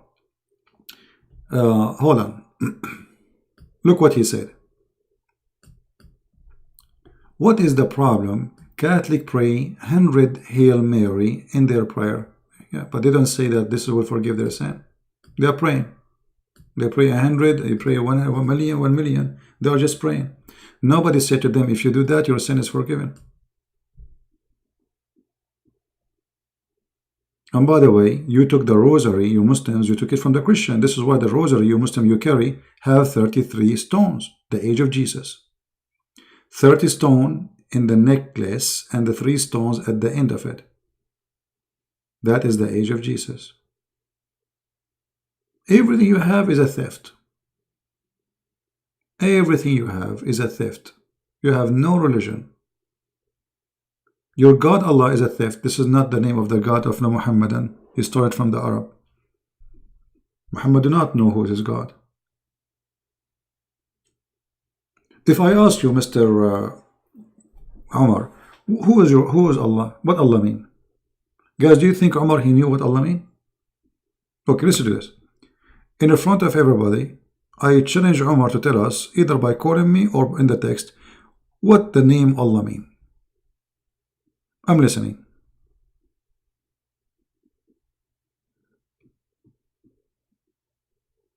Are you there, Omar? Are you searching Google? Don't tell me that you are worshipping Allah all your life and now you do not know what the Allah mean. What Allah mean? We don't know. We don't know. They don't even know the name of their God.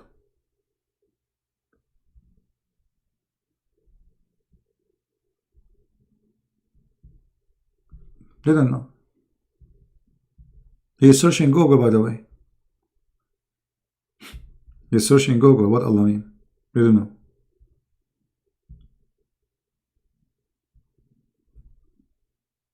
And this is a clear evidence that this cult is a stupid cult. I mean, people worship God, they do not know. Look, hold on. Just guys, look at this. Let me take a selfie. Not snapshot. I want to take a selfie for you, Omar. I will put you in the screen because you are fantastic, my friend. Guys, look at this answer. Hold on. Thank you, Omar, for the answer. I appreciate it, really. You are my helper, man. We really appreciate you. You are the best. Okay, Omar, he said,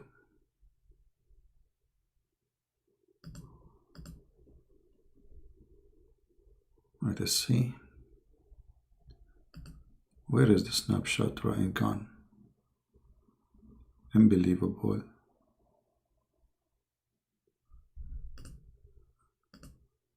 I took a snapshot, I cannot find it.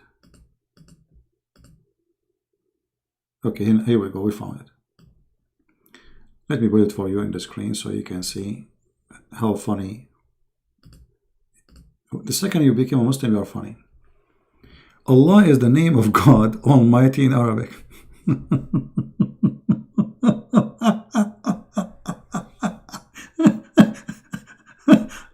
My friend, I'm asking you what the word Allah mean. You tell me is the name in Arabic?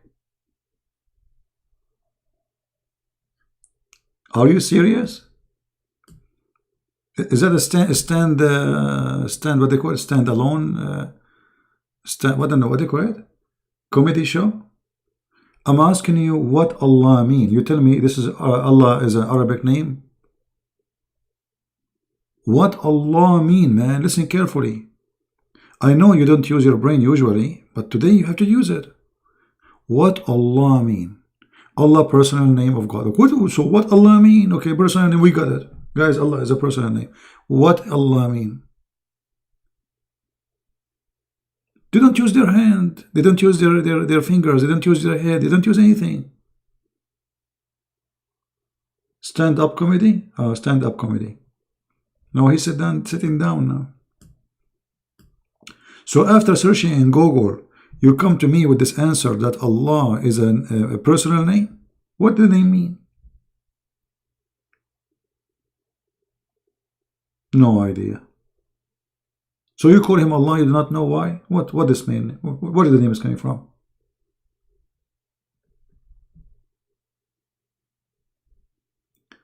There is Muslim Indonesia says that they regret leaving Islam because of you. They made YouTube to deceive. They made YouTube to deceive Muslims again. What Abdul, they don't dare to do. Okay. No problem. Any Muslim want to help Mr. Omar? Mr. Omar, he gave up. That's it. He do not know what his God name mean. What Allah mean?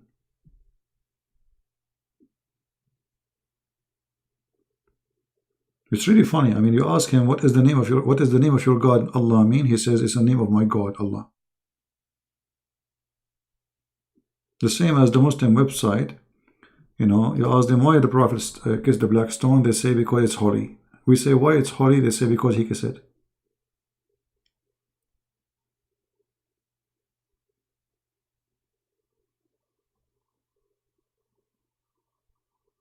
Any Muhammadan want to help Mr. Omar?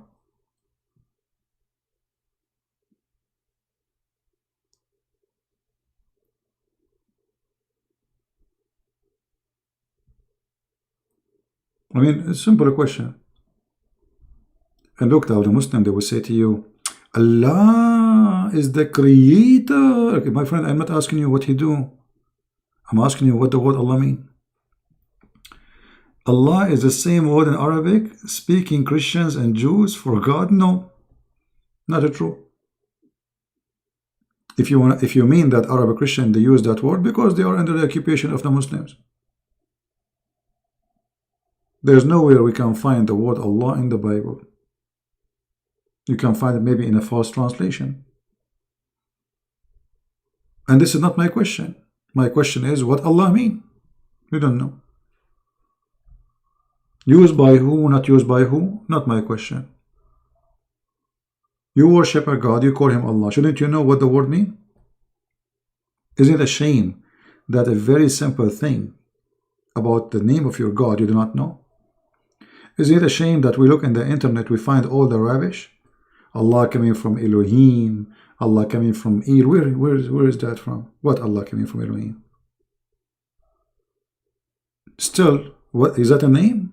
Or is just a word mean God? You Muslim, you claim it's a name. As long as it's a name, okay, what the meaning?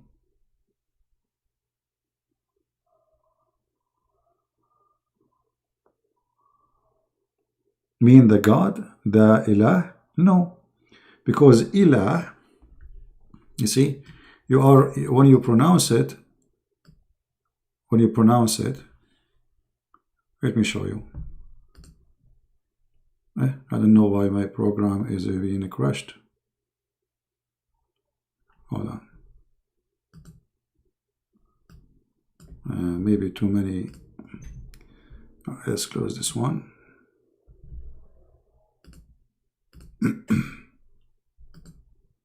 All right. If we pronounce the name of the God of Islam, it is like this.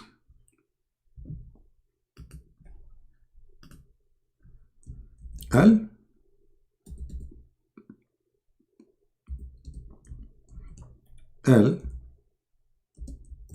Allah. Al in Arabic today is equal to the.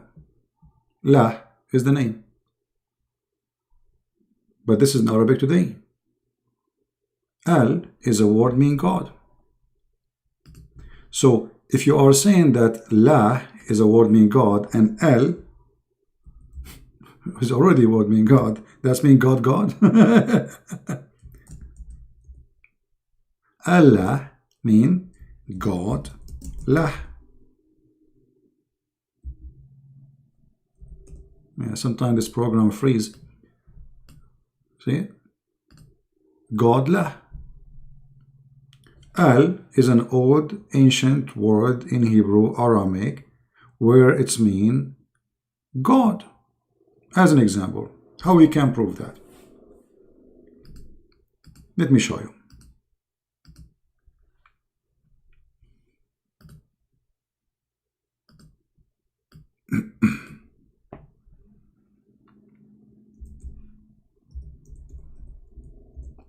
I will show you from the Quran.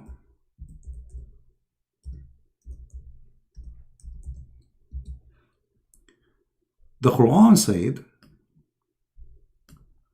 that Allah is the best of the creator, comparing him to who? To Baal. And the word Baal, the way it's written today, is not really the word it is as used to be before, but we will go with it. Baal, Ba-al, al, God, Ba. So those are two words, you know, they are merged together. The name of the God is Ba.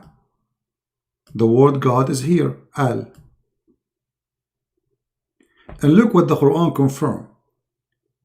Muhammad is bragging about his God, saying that he is the best of the creators, which means he believes there's many creators. Because you cannot be the best of the creators unless there is a creators. Right? I mean, if I say to you I was the best student, that's mean I am not the only student in the school. Otherwise, I'm lying. If I am the only student, it's a lie. Correct, guys? If I say I am the best student and I am the only student in the whole school, that's, you know, it's a lie. How you can be the best student? To be the best, you have to be one of many. So when the Quran says comparing Allah to Baal, there's a competition. Baal is a god, Allah is a god. Which one is better? Allah saying I am better than Baal. As simple as that. And what is better? What he is better? He is the best of the creators, which means Baal is a creator, Allah is a creator, but Allah is the best. If Baal cannot create and Allah comparing himself to Baal, that would be stupid. How you compare yourself to someone he cannot do anything and he is fake, is that exist? The second you say I am the best of the creators, it's meaning you approve that there's many creators and you are just the best.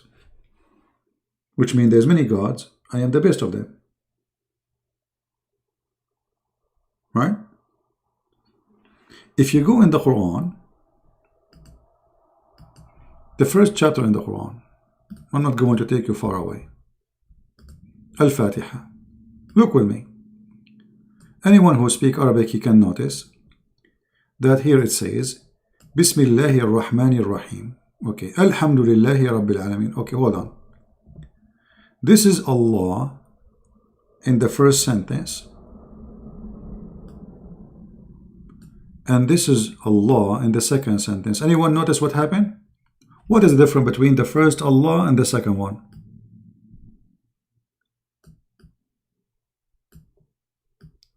Anyone notice something missing?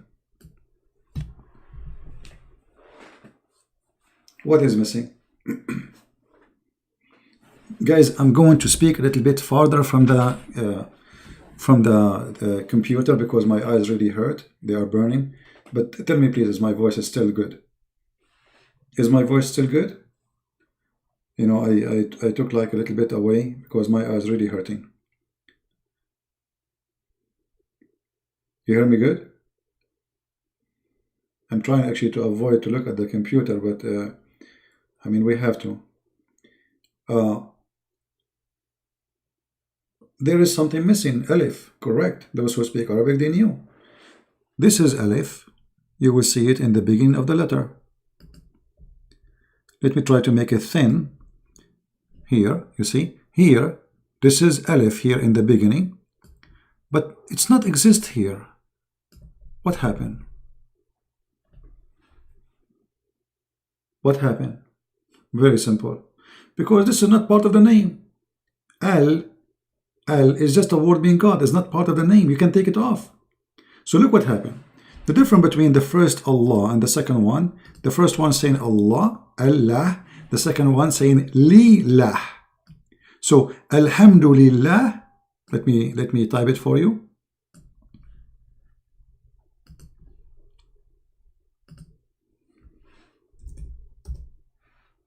Lillah.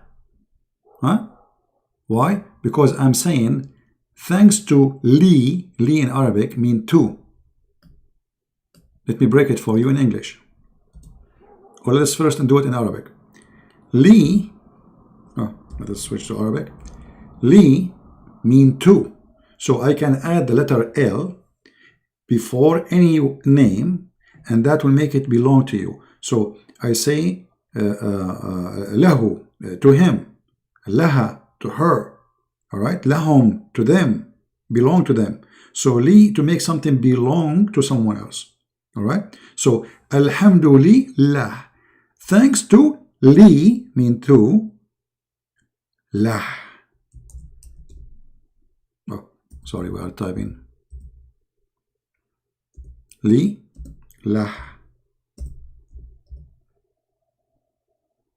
In English will be li. Sometimes this thing freeze, you know. Li, lah. Thanks to Allah. Thanks to lah. Here there's no Allah. Just the plain name.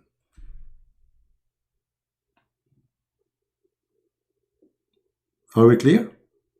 And that explains why the first one have Allah, the second one, I mean, both of them is Allah, but one without L, one with L. Okay, what happened? You cannot take letters from the name. A name will never be changed.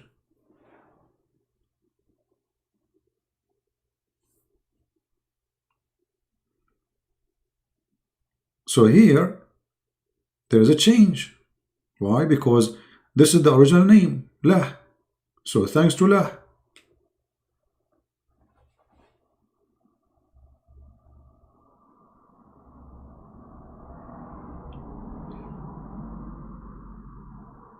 If there is any Muslim want to say anything?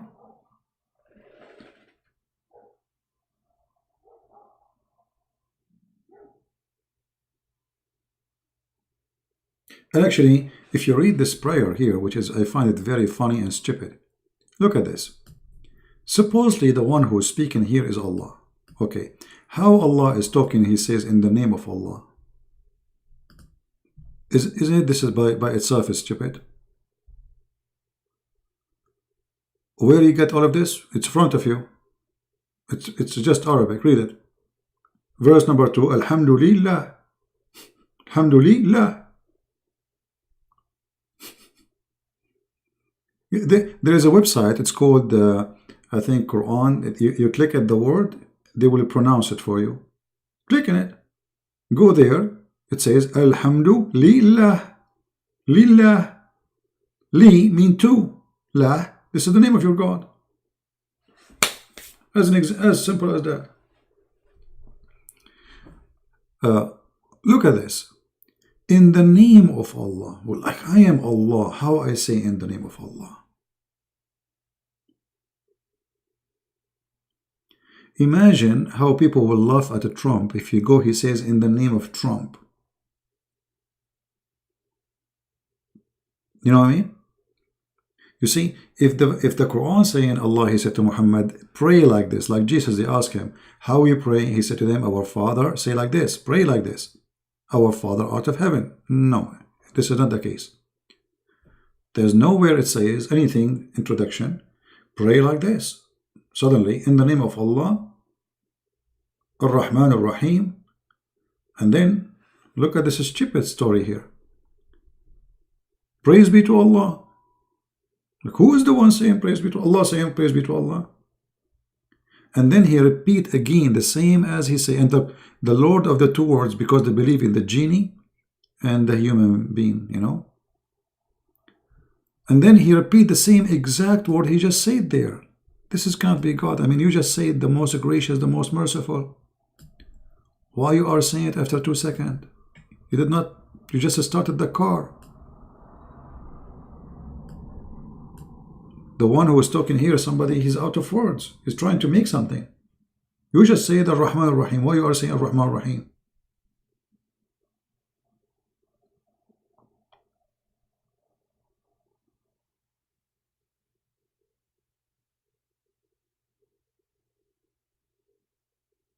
And then here you will find something very funny and very fishy. It says أهدنا الصراط المستقيم. What sirat mean? Who is a Muslim can tell me what sirat mean?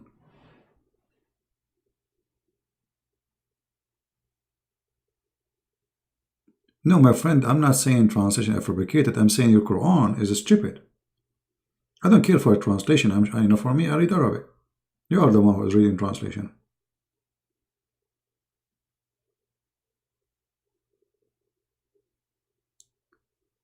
Lead us to the straight way. What is that straight way? What's Sirat? Sirat is a bridge. Muhammad, he learned from the Sabian that there is a bridge, and this bridge will take you to the sky, and those who they are committing sin, their legs will go down the bridge, and they will be burned depending on how much sin they commit. Sirat is not an Arabic word. صراط الذين أنعمت عليهم غير المغضوب عليهم ولا الضالين. Okay, the bridge of those who you bless them, favor them. Let us see what sirat mean from the Muslims' interpretation. So Muslim, they will not say, oh, Christian Prince making things up. You know them. Even if you show them, they say you are making things up. So what about you don't show them? Give me a second.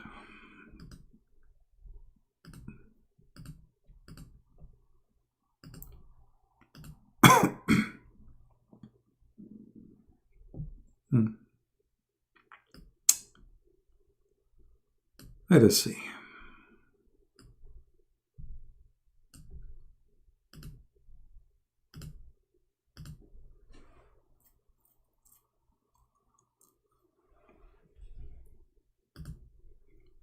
I will try to open some interpretation for us so we can read together and they will not say, you know, he's making things up.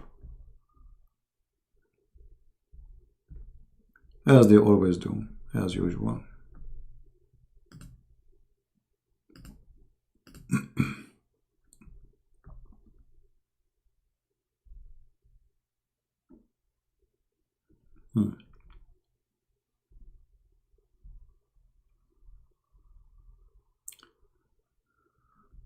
Let us see.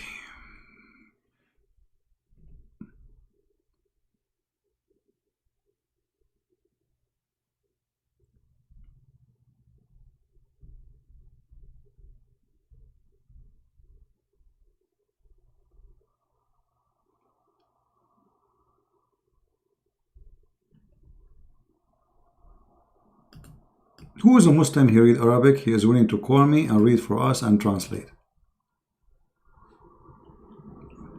Any Muslim? You translate. I will not translate. Anyone?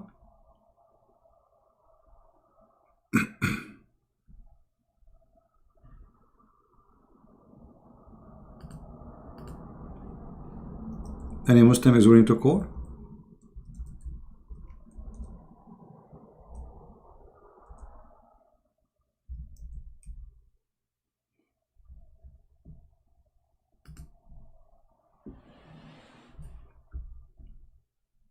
What sirat mean? Is that a bridge to heaven or a bridge to hell? Who is a Muslim willing to answer? When the Quran said,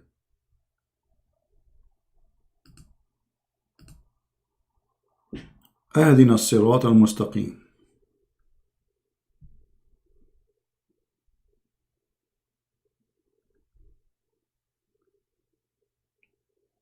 Anyone?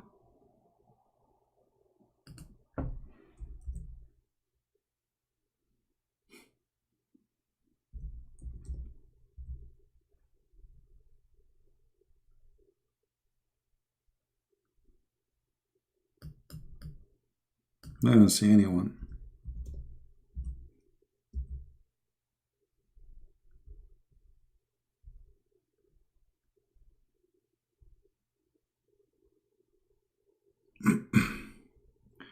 Let us see.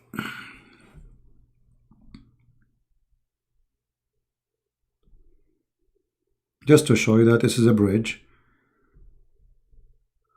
Actually, some Islamic books, they say that a sirat is a bridge to hell, not even to heaven. But we will go and see.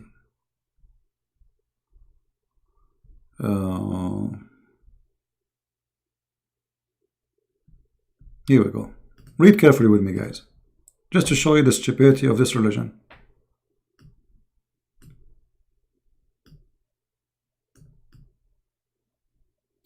Death will be brought in the day of resurrection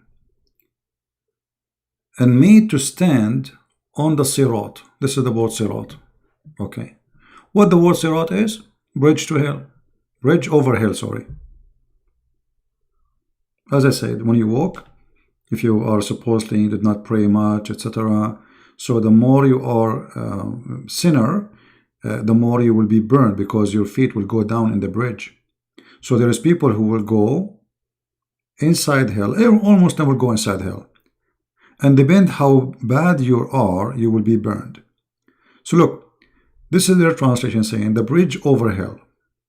In the book of Fath al-Bari, it says, للحافظ ibn Hajar, it says, it will be said, O people of paradise, and they will look like they will be tired, afraid, etc. And then it will be said to them, O people of hell, and they will look hoping that blah blah blah blah blah, the hadith. And then it says, then the command will be given for it, it will be slaughtered on the sirat. So Allah will slaughter death, which is very stupid to believe. I mean, how you can slaughter death?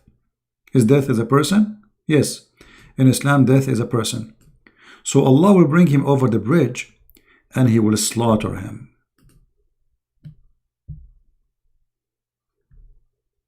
So how you say Ahdina as-sirat al-mustaqim if everybody want to go in the sirat? It's a bridge.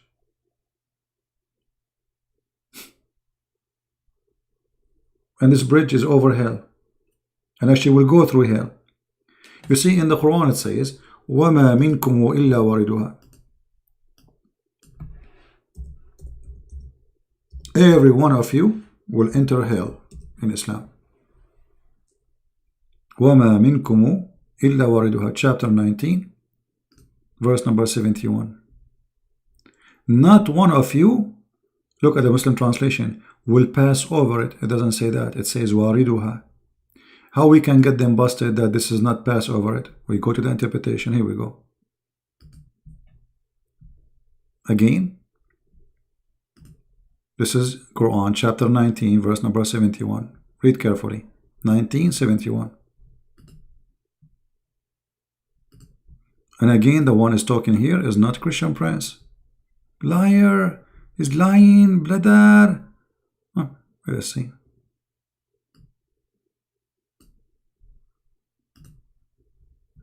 Let us hope this website will work, because you have to click like 20 times to make it open.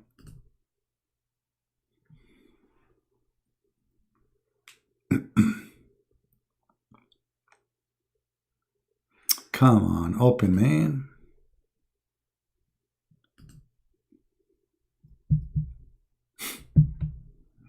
What you can say?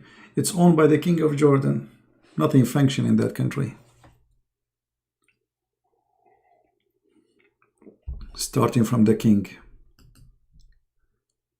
Come on. Here we go. We have to wait.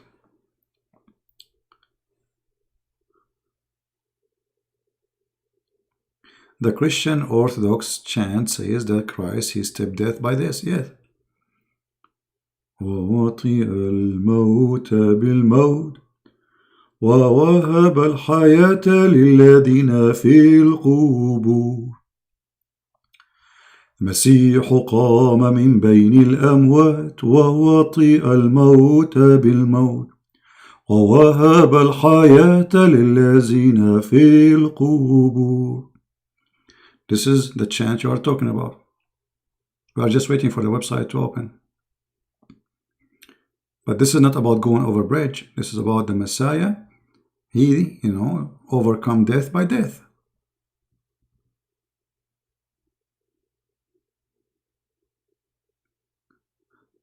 No, I'm not. I'm reciting Christian chant about Jesus overcome death.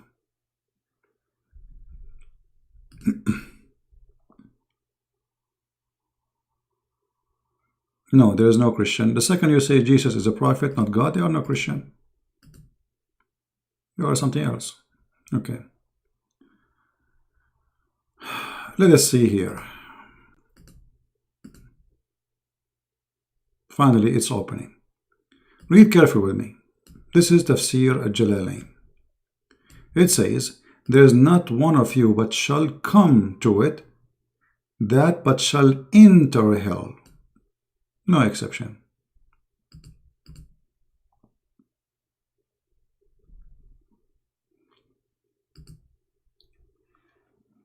Do you see it? And this idea of this bridge is taken from the Sabian. And the idea of the Hur is taken from the Sabian. That there is women who they are special creatures, who they are very white, and they are contained in their tents, and they will be given, they will treat those who go to heaven in a certain way.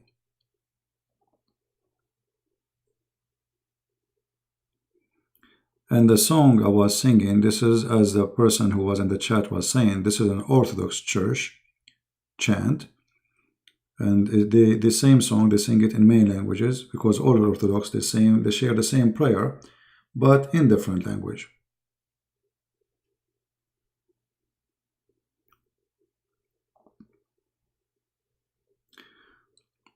Who is the last prophet in Christianity? Because in Judaism, the age of a prophecies ended to make sense.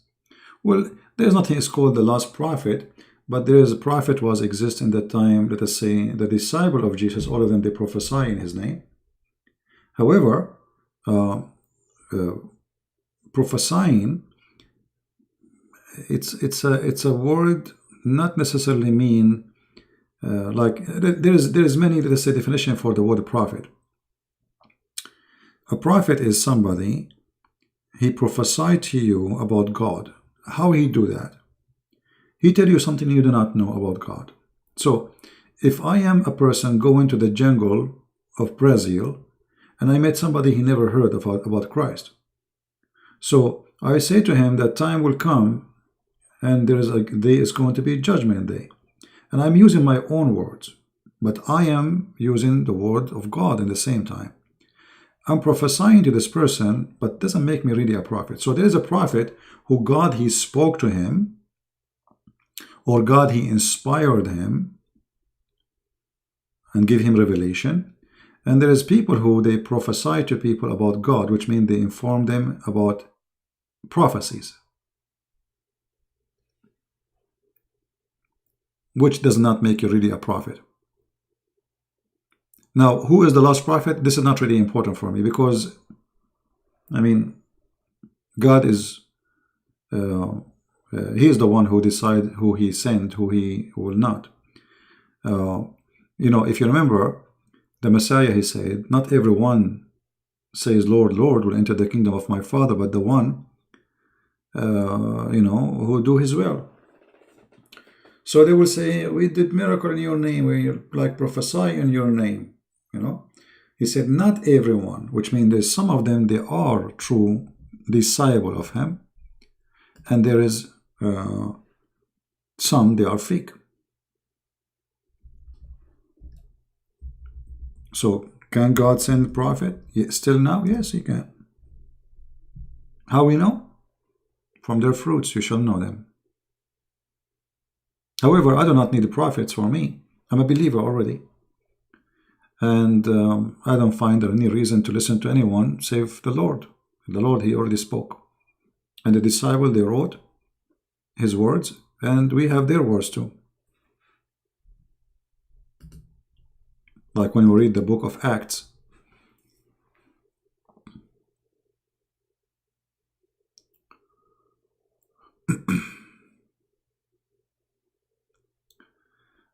Anyway, any Muslim want to say anything?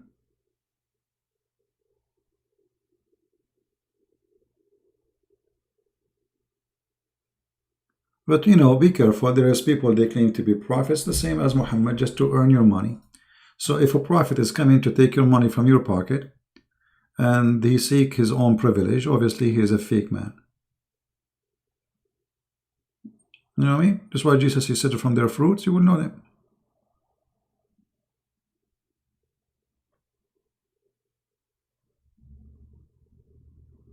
There's a very easy way to find out who is a false prophet or not. The same as Muhammad. Muhammad, he made verses about him. Any woman, she want to give herself to the prophet. The best of the booty is for the prophet. Muhammad, if his eyes fall into a woman, her husband must divorce her. He's a cult leader. All of them, they are the same. All false prophets, cult leaders, they share the same thing. They want to sleep with your wife and they want your money. All of them. No exception. Go study the history of all cult leaders. You will find all of them are the same. Right? It looked like Omar is saying something. Then who was father that Jesus mentioned in his prayer? That's a good question, Omar. The Father is the Father. God is a three-person. If you say to me, how God can be three in one? Well, he's God. How God can be God then? You see, if you go in the Quran, Omar, listen to me carefully. You will find that your Quran is saying that Jesus is a three, but yet he is one. But the same verse says, don't say Trinity. No, we don't believe that Jesus is three. No, you know. And we don't believe in what the Quran is saying. But the Quran, the same book, saying that don't say Trinity, yet is saying that Jesus is a three and one in the same time. Read carefully with me.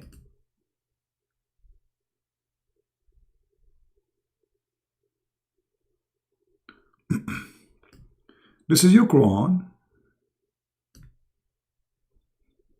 Give me a second so I can zoom in.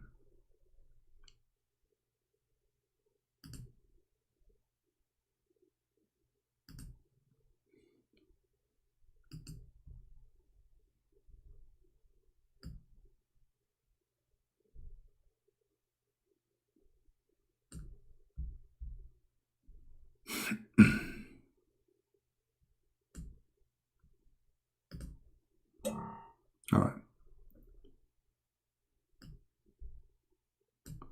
Listen carefully, Omar. See, I'm trying to help you. I'm not against you. There's nothing personal here, my friend. You're welcome here, and, you know, feel free to ask questions. If you like to call me, I will be happy to hear you. The Quran says, commit no excuse in your religion. Okay. Don't say Allah, but the truth. Christ Jesus, son of Mary, he was, between two brackets, does not exist. It's not from the Quran. This is why it's between two brackets. He is a messenger. Okay. Write down, Omar, write down, take a note. He is what? A messenger. That's wonderful. He's a man, messenger. Okay. And he is his word. Okay. He's what? He's the word. And he is a spirit proceeding from Allah. Okay, wonderful. So he is a man, he is a word, he is a spirit. How the three can be one?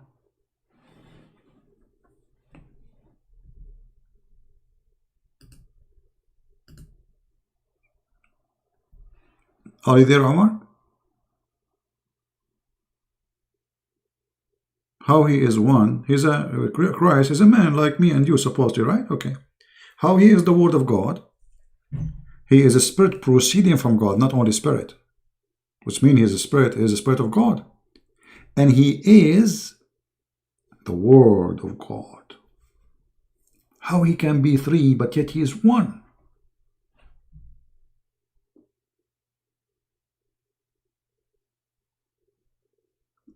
Are you there, Omar? The logical answer says, well, God, he can do as he wish. Right? I'm helping you. I'm giving you a hand. Okay, God, your God, Allah, he can make Jesus as he wish. He make him 3 and 1 at the same time. Well, so God, he can make Jesus 3 and 1 at the same time, but God cannot he himself be 3 and 1 at the same time. He is no more than in a bracket. How come not to use the word bracket? Use it, no problem. Okay, don't be upset. Use the word bracket. I'm saying the word bracket is not in the Quran. This is in translation to explain to you. But no problem, my friend. Are you happy? That will not change anything. Still the same. There's no more than this and this and that. Okay. 3 and 1. Don't be upset, please, from the bracket stuff. We gave you the bracket back.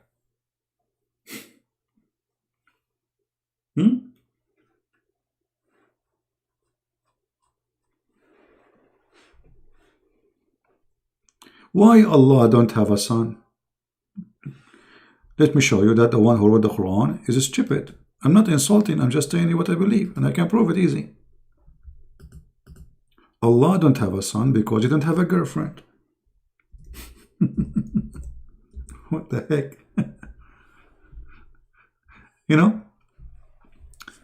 Look what the Quran says. Allah speaking about Allah. To him do the primal origin of the heaven and the earth. Okay. How can he have a son when he don't have a girlfriend? that prove that the one who call himself Muhammad and Allah are stupid, because a Christian don't believe that God he have sex with Mary. God, forgive me for saying that. And then have a baby. His name is Jesus. We don't believe in that. Even the Quran says that Mary, she is a virgin. So what does this have to do with this? What sahiba? And imagine how filthy language. He said sahiba, not even a wife. Sahiba means girlfriend. That's why it says consort, as you see. So how can he have a son and he don't have a girlfriend? Well, look what your God he just said. Your God he just confirmed that there's things he cannot do unless he have a girlfriend, like me. I'm a Christian prince. I'm single. I don't have a wife. I don't have a girlfriend. Therefore, I don't have a son. So what does that mean? That Christian prince is not able to have a son unless there is a woman. Allah is the same. And look, your God saying, how can? He's questioning the ability. It's not me questioning the ability. How can he? But I thought God, he can't do anything. What do you mean, how can he? Isn't he God? What do you mean, how can he? He's God.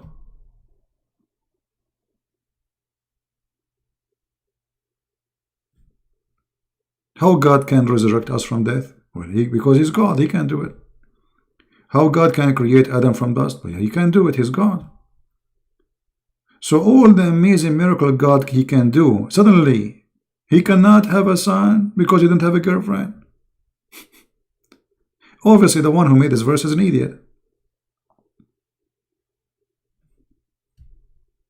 Because the God of the Christians, they don't believe that the God have sex with a woman and they have a son. His name is Jesus. That's number one. Number two, the second you say God, that's mean he's almighty. The second you say almighty, that's mean he can't do anything.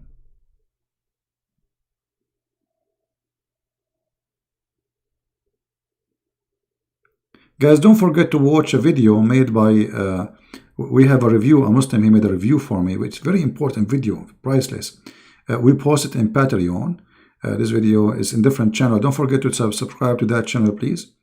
It's a backup channel. So watch it, share it, download it, and let everybody have fun. Yeah, the reason we call God Almighty, for he have all the mighty power. That's what Almighty mean. Otherwise, why you call him Almighty? Your God is not almighty. Can Allah be a man? Muslims, they say no. So he cannot be almighty. Because almighty, it means there's no limitation of what he can be or what he can do. Correct, guys? The second I say almighty, it means that's it. He's out of limit. He create, he resurrect, he can come to us as a spirit, he can come to us as a man. I mean, he's God. If God cannot do that, who can do that? Me? The second you put limit to your God, that means your God is a fufu, is a fifi, is a tutu. He's just an idol. How an idol can have a son if you don't have a wife? My God is a living God. He do not need a wife to have a son. Your God is not. He cannot. And remember that the Quran says that Jesus, he created from the mother bird. Okay, hold on. Allah is the creator. Look, it says the origin of everything is Allah. But he forgot that there is another creator in the Quran. The Quran said, the Muslim, they will say to you, oh, but Christian Prince, he did not mention that it says by the leave of Allah. My friend, by the leave of Allah or not his leave. You just admitted that Jesus is a creator. Which means, right now as we speak, there is birds and creatures are created by Jesus.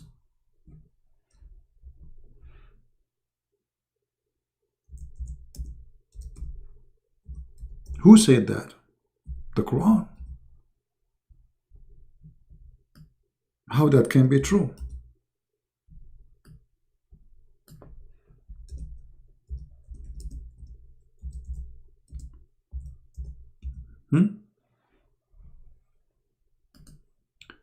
The answer, very simple. The Muslim, they will say to you, Allah gave him power.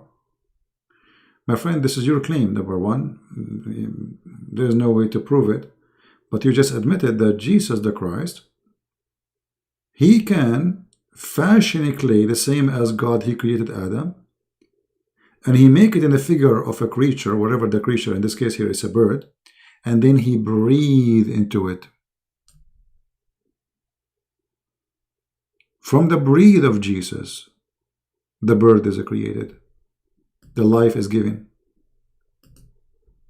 So now we have, according to Muslims, understanding that Allah, he shared his power of a creation with a person. His name is the Christ.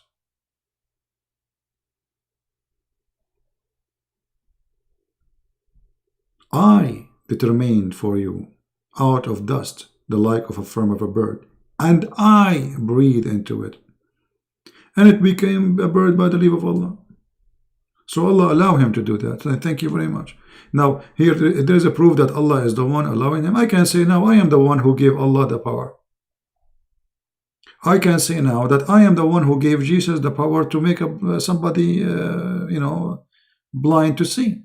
I can claim talk is cheap. But what you confirm to us in the Quran, that Jesus, he created exactly as God, he created Adam.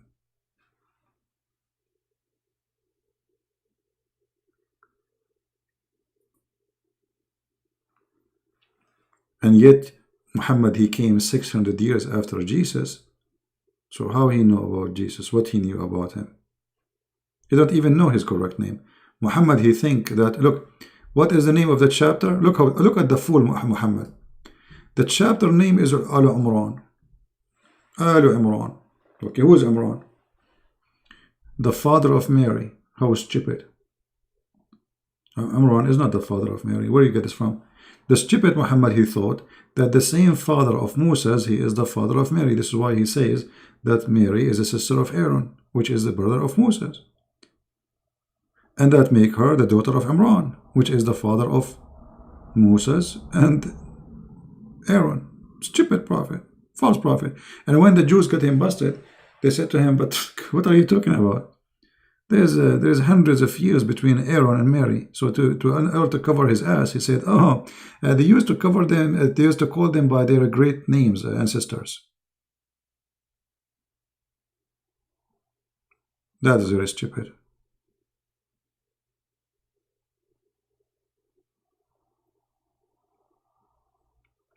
There's a double mistake here. The Muslim, they try to fix it. They say, "Oh, he called her the sister of Aaron, but she is not really his sister." But look, what is the father of Mary in the Quran? Imran. Okay. This is the same name the Muslim believe he is the father of Moses too. So it's obvious. And this is wrong because Mary's father is not Imran. Where do you get this from? It's obvious. False prophet, he made a stupid mistake, and it's too late to take it out from the Quran. Yeah, Moses is the uncle of Jesus. Hey, uncle. Oh boy.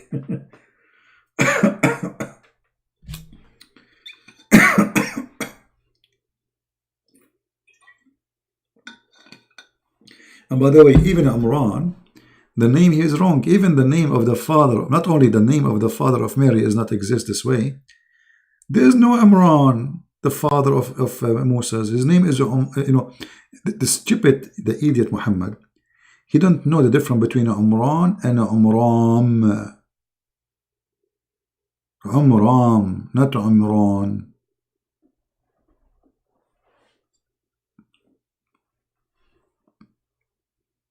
Right? So what do you think, my friend Omar? Don't you think it's time for you to leave the cult of Islam, Omar? Do you like to call me? Our prophet get power from Allah to see the future? Like what? Okay, let me show you your prophet seeing the future. Guys, our friend here, Omar, by the way, is welcome. I hope everybody will speak nice to him. He sounds like a nice guy. Like you see, he's not saying bad things. He's not, he's trying to defend his religion, and this is his right.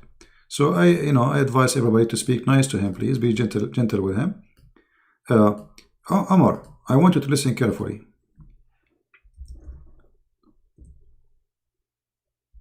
Your prophet, he knew the future. Look at this. This is your prophet telling us about the future. Let us see where we can find the hadith.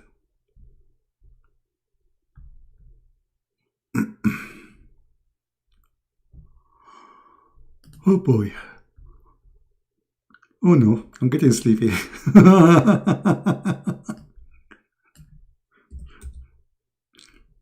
Alright, let's see.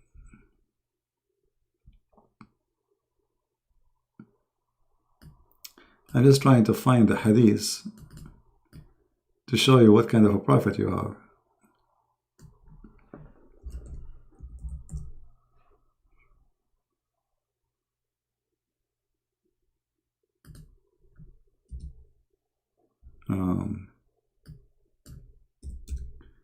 For some reason, I cannot see it. Hold on.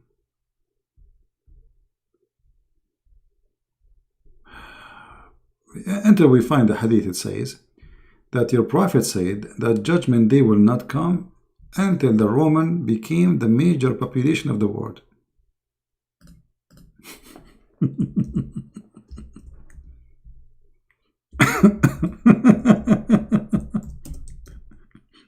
In his time, Muhammad, the Rome was like a big empire. And the fool, he thought that the Roman Empire, all of those empires are Roman. They are not all. All those are countries occupied by the Roman. And they are not the majority of population of anywhere, even at that time. But Muhammad is claiming that judgment day will not come till the Roman became the major population of the earth. I'm just trying to find the hadith in English. I have it in front of me in Arabic, but the problem always... here we go. This is your prophet who knew the future, giving false prophecy. The Messenger of Allah said, the last hour would come when the Roman would form the majority among the people. What is the population of Italy right now?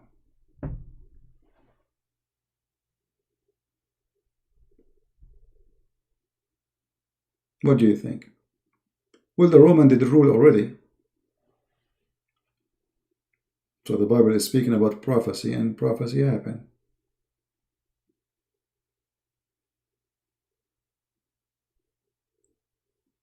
What is the population of the Roman Italy? Is that a false prophecy? He's not talking about them ruling. He's talking about them. They will be the majority among the people in the world, which means the major population.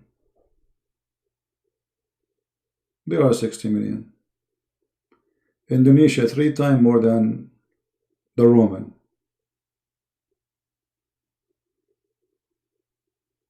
Yeah, this is Sahih. This is Sahih Muslim.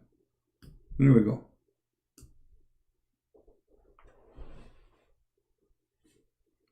This is Sahih Muslim.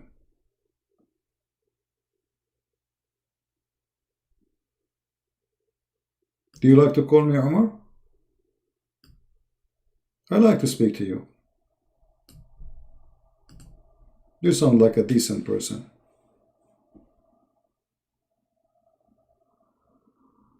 Anytime you feel like you want to talk to me, just text me in Skype, and even if you want, we can talk under there. Alright? In case you are shy to speak in public.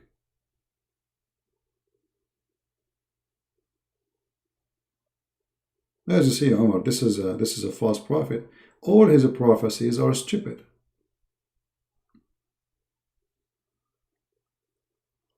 I mean, this is an authentic hadith claiming something, and obviously it's stupid. How the Roman will become the majority of population by the judgment day? What will happen? The Roman, they destroy China. They will destroy. I mean, Indonesia alone is 3 times more than them. 60 million. They live in one building in China. What's 60 million? Muhammad, you never heard of the Chinese? Huh? No, this is going to be a prophet of God. Roman European majority? My friend, even the European are minority. They are not the majority. What European majority? Secondly, Roman are not all European. Roman is the Italian. The rest are not Roman. Actually, the rest were occupied by the Roman. And they were enemy to them. So this is a false statement.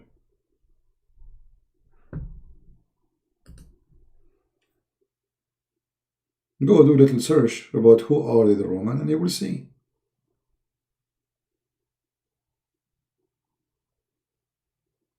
False prophet. You know, a false prophet is somebody who prophesies false prophecy, as simple as that, and this is false prophecy. I can come with a prophecy better than your prophet. Let me tell you one. It's going to rain somewhere in Indonesia tomorrow. And women, they will have their period. Many women. Okay, I'm prophet now. And there is many cats, they will say meow. And dogs will say ho.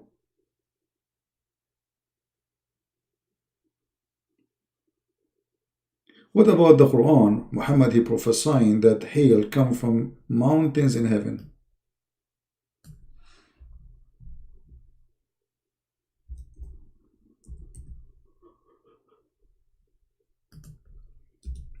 How in the world that can be?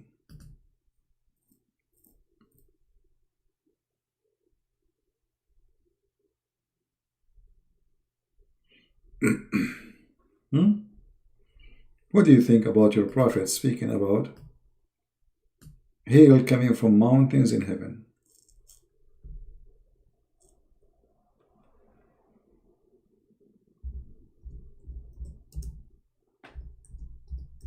Do you really believe in such a thing? That there is mountains in heaven where Allah He break hail from it?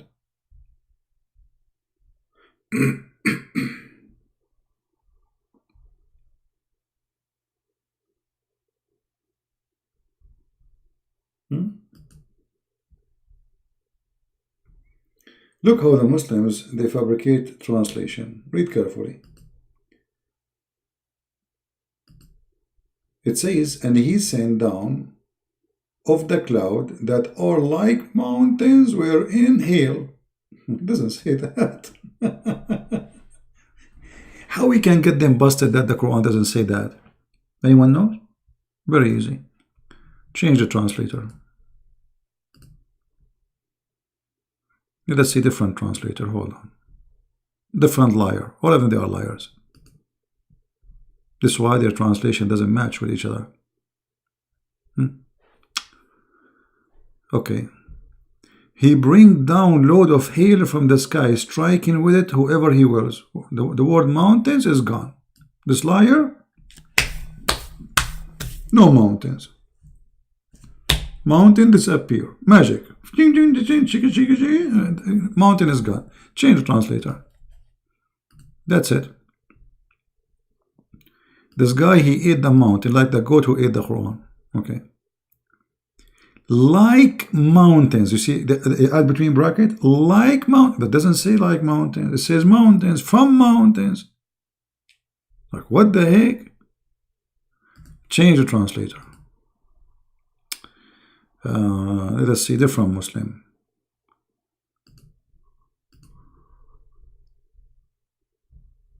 And he sent down from the heaven mountains. Where is the hail? What's wrong with this guy? He is very close to the truth. Do you see it?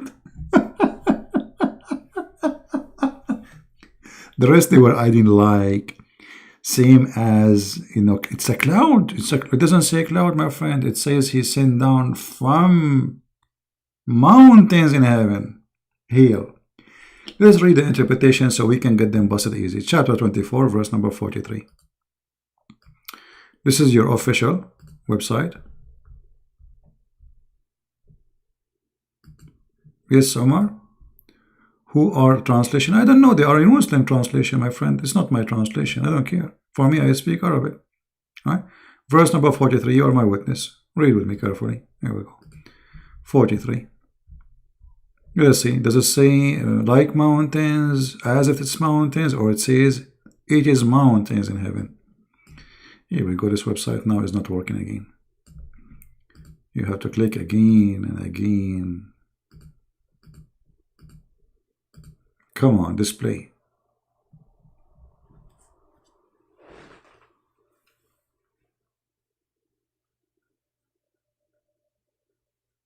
We have to wait for this website to open. He's so slow like Allah.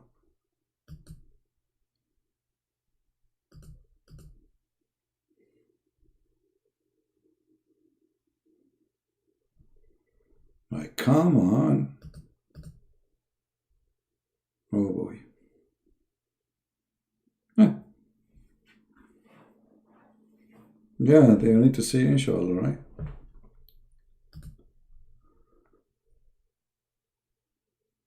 It's not opening.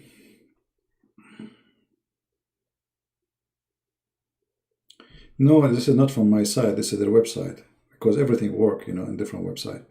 This is always, this website is bad. You know, I notice, I think, because when I go live and I use it, so many people open it, so like they have a very cheap bandwidth server, you know, so it doesn't work. I think there's many people now clicking. Here we go, now finally.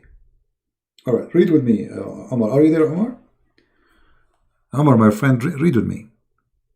This is Tafsir Ibn Abbas, the cousin of your prophet. Read carefully. Read. We will talk about Judgment Day, no problem. Hold on. He said, He sent down from heaven mountains wherein is hail. Do you see it, Omar? Let's continue reading. He says, he sent down hail from mountains in heaven.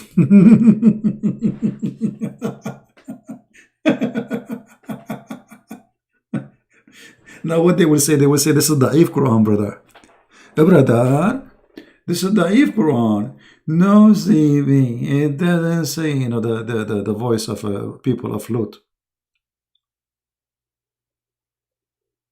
Do you see it?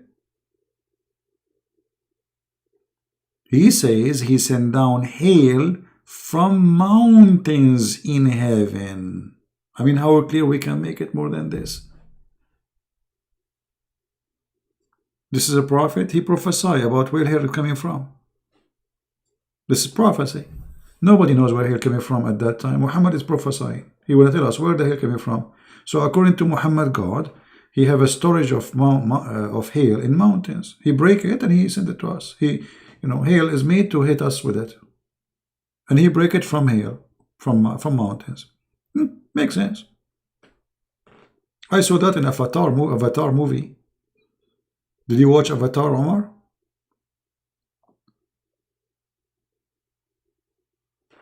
This is Tafsir Ibn Abbas. Let us change it. Maybe this Tafsir is wrong, my brother. Let us go to Al-Jalalain. This is Al-Jalalain, very big scholar. It says, and he sent down from the heaven out of mountains. This one is even making it more clear. He sent down from heaven out of mountains. Min jibalin fiha. All right? I mean, what is that?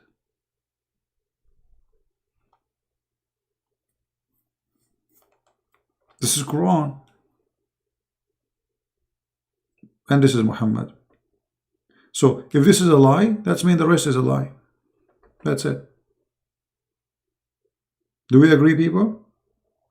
If this is a lie, Muhammad is a liar because he's claiming that he received this from his God.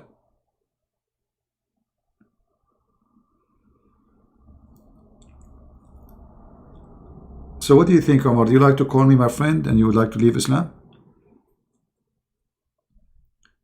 None of his prophecy come to about, my friend, earthquake happen every day. What prophecy about Judgment Day? Guys, Muhammad prophecy about earthquake. There is earthquake in Japan. They have 1,000 earthquake every day, even more.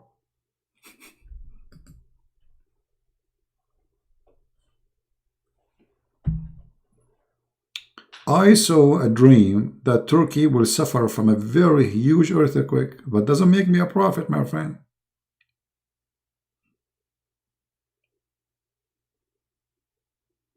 Because this country always have earthquake. It's not something new. So if I saw that, maybe I don't know the reason I saw it, but I saw that, but doesn't make me a prophet. And maybe Turkey is going to face a huge earthquake, but that does not make me a prophet.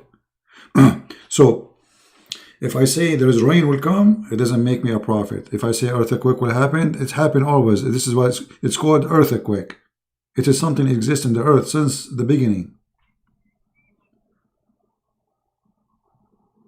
And if I can go any prophet over any prophecy or prophet you said, and we will laugh at them. All of them, they are stupid. My friend Omar, I advise you to leave Islam right now. I mean, you are smarter than this man. Do you like to call me? Omar, do you like to call me live?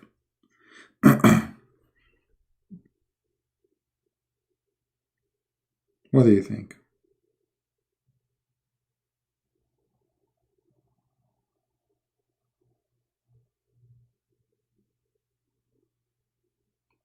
Do you like to call me Omar and denounce Islam?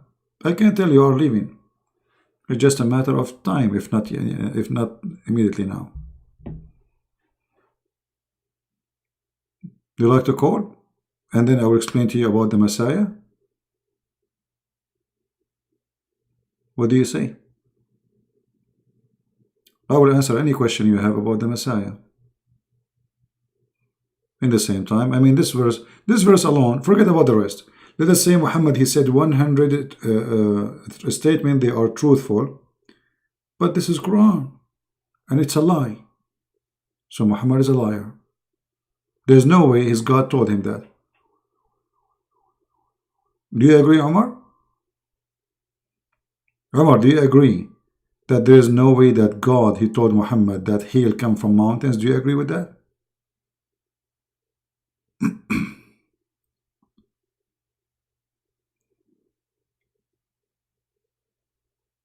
What do you think? A good man, he protect women.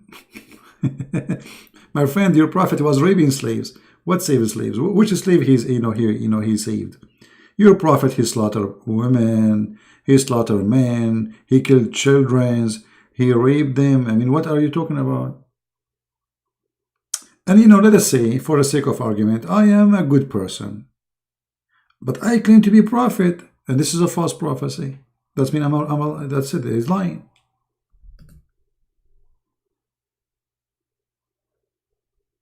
He's a liar.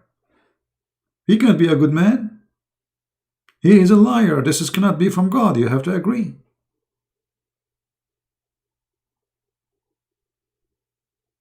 Either Muhammad is a prophet from God, and God told him this, which is stupid. That's mean him and his God are stupid. Or Muhammad is a fabricator, and there's no God told him this.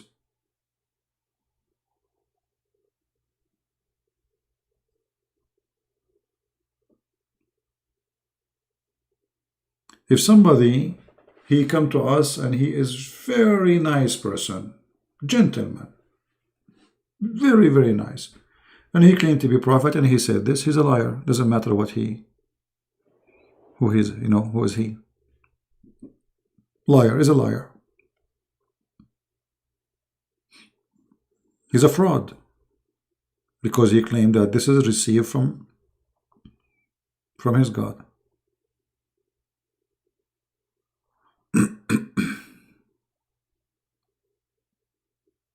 So what do you say, my friend Amar? Do you like to call me and leave Islam?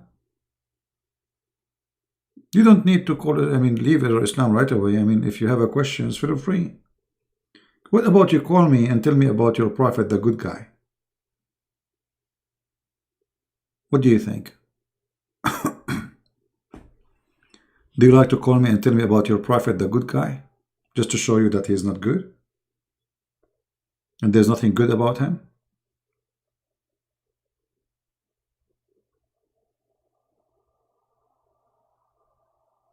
I would love to hear you telling me about the good guy Muhammad. Obviously, my friend, you have no idea. Muhammad is a very evil man.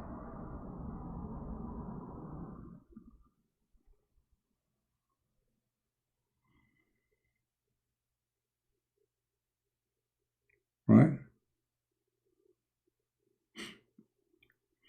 I just opened Skype actually.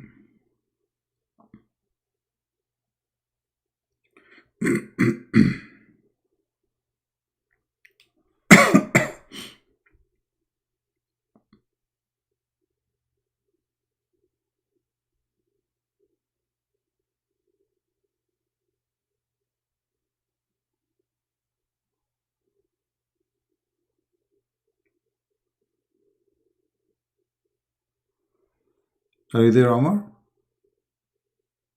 Alright, guys. Well, we are not going to put pressure in our friend Omar here. He sounds a gentleman, nice guy. You are more than welcome anytime, my friend. You can call me, you can text me. I will be happy to help you. But I can tell you are coming from a good family and your parents did a really good job. You are a gentleman, you did not use a bad language. And I'm happy to have you. Alright? We pray for you.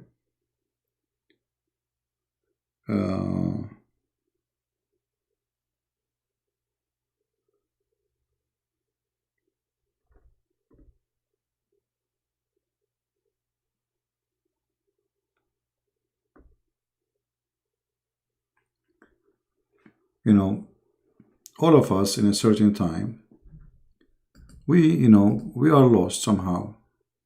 We are looking for truth. We hear many things, they, contradiction. The Muslim, they say Muhammad is amazing. Christian Prince, he said Muhammad is bad. Okay, somebody's lying here. But you see, my friend, we are showing you this is what the Quran is saying, and this is what your scholars are saying. This is not Christian Prince saying your prophet said that. I'm just sharing what your prophet said according to your scholars and according to the Quran.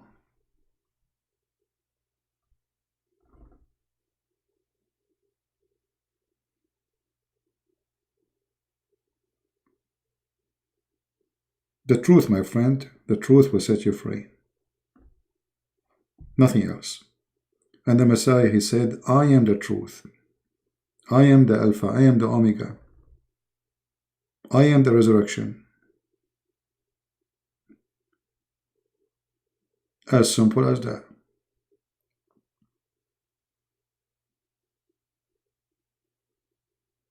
And because really we care for you as a Christians, we will be happy, to invite you to accept the Messiah as your Savior. Muhammad, he cannot be a prophet. What kind of God he promised me women with no panties in heaven? I mean, this is not God, this is a pimp. I mean, you do not need to be genius, Omar, to notice that this is Shaitan. Satan is the one who, will try to tempt me by women there and women here. It's not God. God will promise me, if I believe in him, long line of women waiting for me. Why? Where is the decency? He's God, he's holy. You see, if I come to your house, let us say Omar, he have a birthday.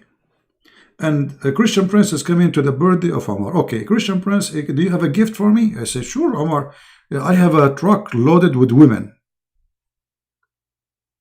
What your mother will say about your friend who brought you a lot of women to sleep with? She will kick me out of your house. Is that true, Omar? Your mother, there's no way she will allow such a thing to be in her house. A man bringing a lot of women for sex as a gift to her son. Well, what is different? Your prophet, he is saying exactly the same. I will give you a gift in your birthday. I will give you a big, huge truck full of women have no panties. And where? In the house of God, not in the house of my mother or your mother, with my respect to her. I mean, if your mother will not allow this to happen in her house because she is a decent woman, how God allowed it? You see, when God, he created Adam, he created one Eve. He did not create for him a bunch of women with no panties. He created Adam and Eve, she is created from Adam, which means they are the same. Not women are made, soften their skin, took me 1,000 years, and they have one name, Hur, and all of them. Omar, let me show you this. Do you like white white women, Omar, or you like darker skin? What do you like?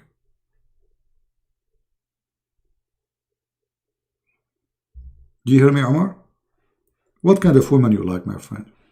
Do you like women who they are very white, or you like darker skin? Look what your prophet, he promised you. This is Sahih Bukhari. That women in heaven, which Allah will provide to you, you can see through their bones. Have you ever heard of a stupid promise like this? Women in heaven. What do you mean, what women? Don't you know that your prophet, he promised you women in heaven? Look what he said. That those women, the Huris, the Hur, they are so beautiful to the point you can see through the marrow of their bones.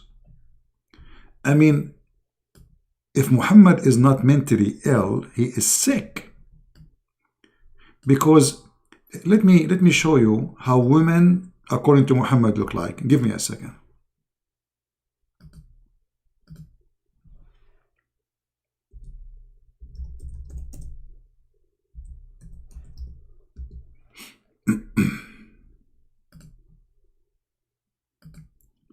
All right.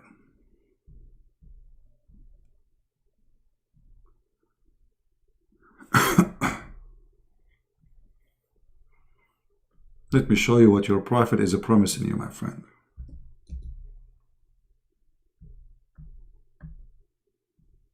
I mean, this is a prophet of God.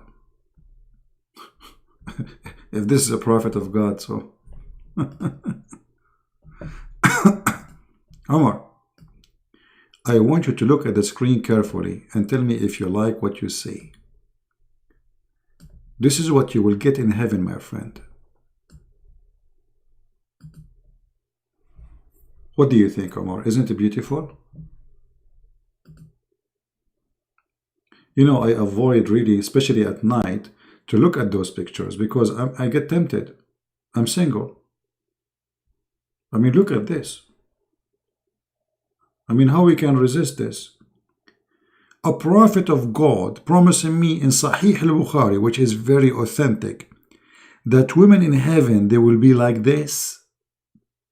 And supposedly this is the best of the gift of God. I mean, look at her eyes, man. I'm so crazy about her eyes. Look at this. I wish I can hold her skull right now. Look at this pretty, beautiful.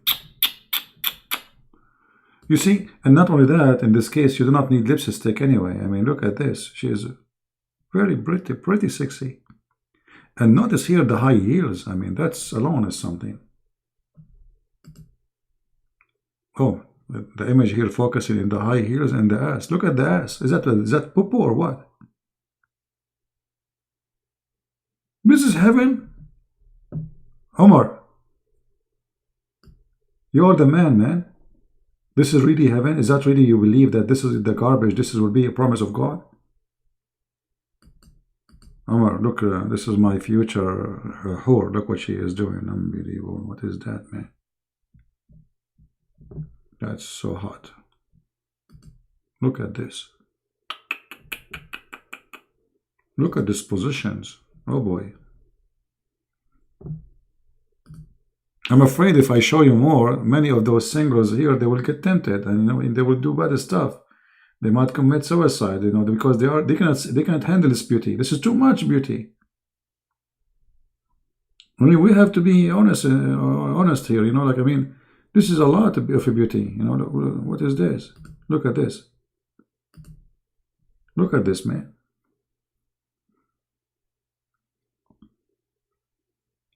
This is heaven.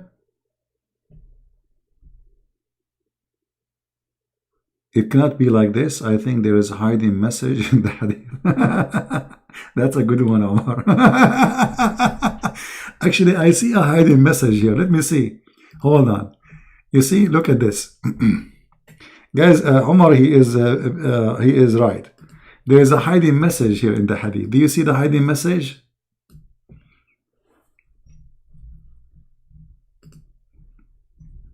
I mean, it's obvious.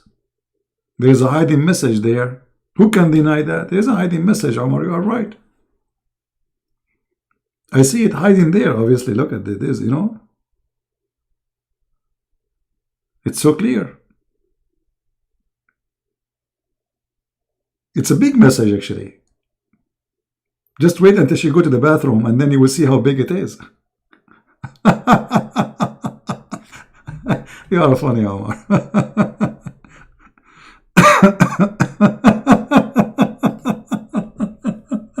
I apologize. We are going out of control with this madness. You know, what hiding message, Omar? Come on. You are smarter than this. What do you think the hiding message in this position here, Omar? Is that something about a nuclear weapon or proton and neutron? What do you... Oh, look at this one. Oh boy. Mean. I mean, this guy who is taking x-ray pictures for those women, he have...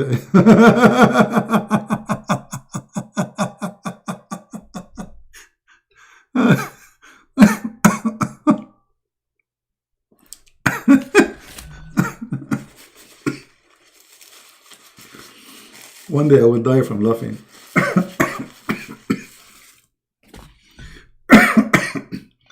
I will stop breathing. Honest to God. It doesn't matter how I repeat the same story. Each time I hear it, I die laughing, as if I'm hearing it first time. I mean, look at this madness. And look, this is exactly what your prophet said in the hadith. Read it. Exactly. The houris who will be so beautiful and pure and transparent, the marrow of their bones, the marrow of the bones of their legs will be seen through the bones and the flesh. Sahih al-Bukhari. It doesn't say that, CB.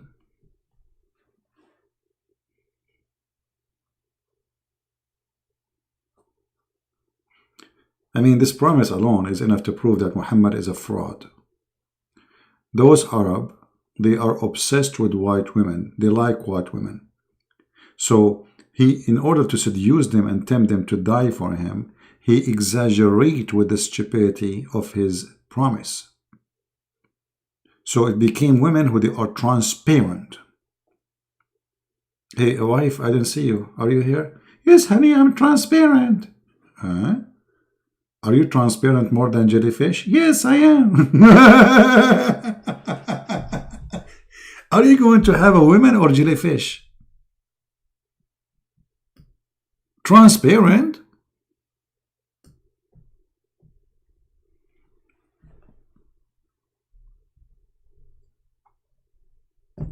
Are you there, Omar?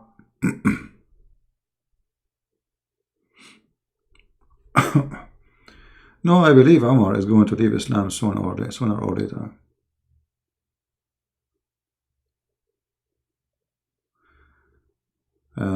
I mean, like, no way in heaven we can get those women. God is holy, you know? Here we go. Omar, he left Islam. Look what Omar, he said. Guys, did you see what Omar said? Omar, he just agreed that there is no way in heaven such a thing will be. God is holy. I agree with you. Omar, he just decided to leave Islam because you just agreed that there is no way. No way. Omar saying to you guys, there's no way. It's impossible. You see the word no way? No way in heaven we can get those women. God is holy, you know?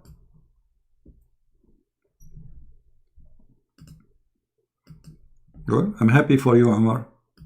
If you like to call me and to say that you decide to leave Islam, I will be happy to listen to you.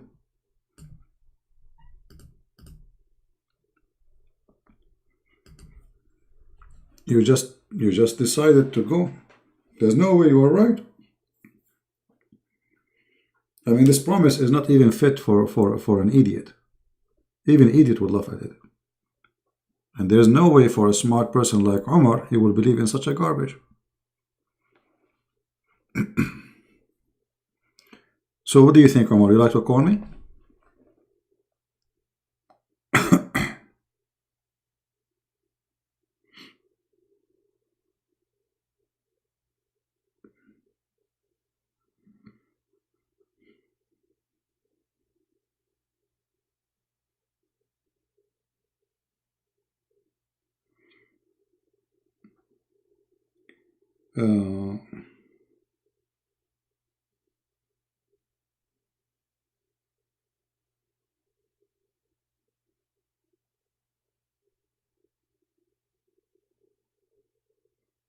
A Muslim sent me this message. I don't know.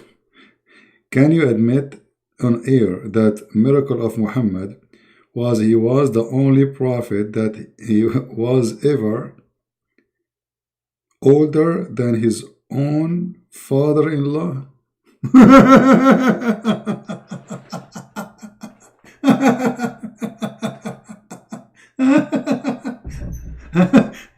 This guy, he's saying it's a miracle that Muhammad is older than his father-in-law. It's a miracle. What is the miracle? He is older than his father-in-law. Can you admit in here?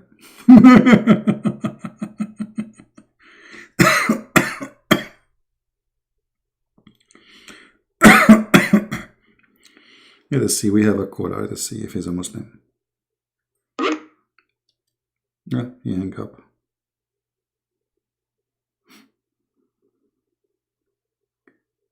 Yeah, let us call him back. I'm going to be going through Christian Prince's Sex and Allah. Yes, this guy actually takes pride in his works. And as you can see this image, he's received a lot of great... My friend, we made a video already about it, and everybody is going to go and watch. Go watch and die laughing. We have a video already about it. Go and die laughing. You just get your prophet busted, you stupid. Let me find you the video. Hold on.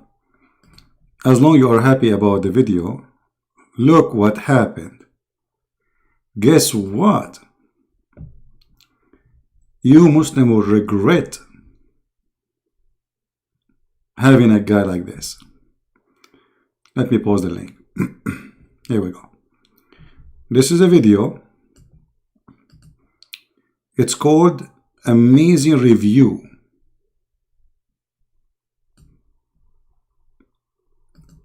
Amazing review of a Brother Farid Sex and Allah book. Go watch it and die laughing. We are the one who's playing it, not you. We love it. Stupid. Yeah, don't forget to watch this video. All right.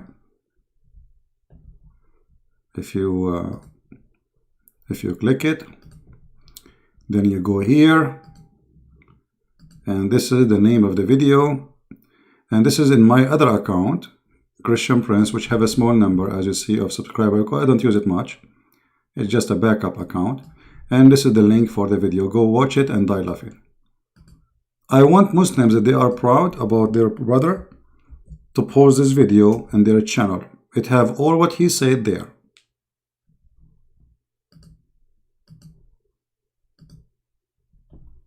Here we go.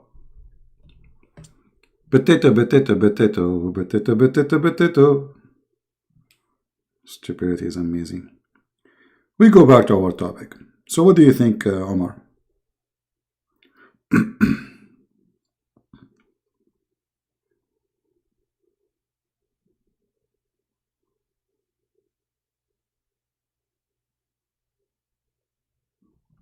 Are you there, Omar?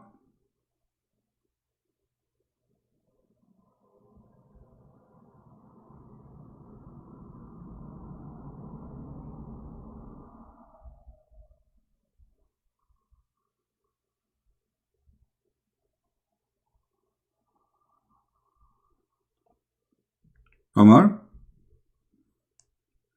I'm waiting for you, man. You are the man. What do you think? Are you going to leave Islam? Already you did, actually, you know. But I like to hear it from you. So what do you say? I need time to do my research. Okay. Well, Omar, you know, Omar, he's a smart man. I agree with him that always you should research and, you know, don't take what people say to you for granted. Look what Omar, he said. Very good answer. I need time to do my research. It's difficult to find out, but I thank you for showing me those to me. Well, you are more than welcome, Omar. I'm really happy to help you. And don't forget to subscribe, and you can come again. And remember, the Muslim, they will say to you, is lying to you, blah, blah, blah, blah, blah, blah. But remember, anything I say, I show it on the screen, and this is your Islamic text, your Islamic translator, your Islamic explanation. I have nothing to do with it. It's not me who said that he sent down from heaven, from mountains in it, hail. This is not Christian Prince talking. That's not me. Ibn Abbas is not my cousin. He is the cousin of your prophet. Same as Jalalain. He is your scholar. They will try to get away, go around it. Christian Prince, he lied to you. But as you see, we are showing everything. Right?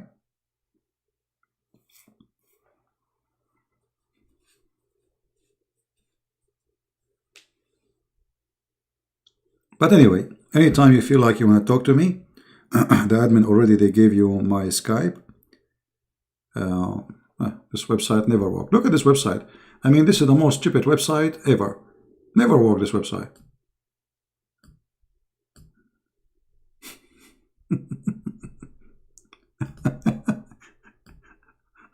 Oh boy. I mean, even what he will search, everything I said, you see, you can freeze the screen. Later you can play the video. Sorry, I'm losing my voice.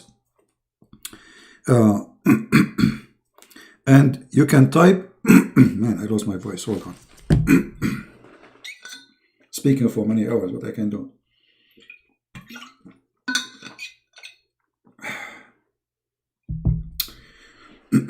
You see, like now, Omar, let us say you want to search for this hadith. You don't even know the number. You can say, okay, I'm going to this website, sunnah.com, and I'm going to type there exactly those words. Kissing you, I would not have kissed you.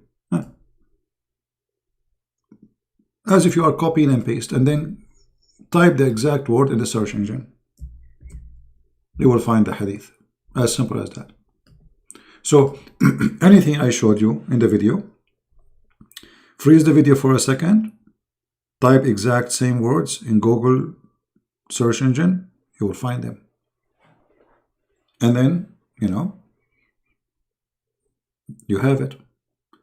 Additional to that, the admins were posting the links in the chat so people can have it. You know, let us see this guy. Hello? Hello?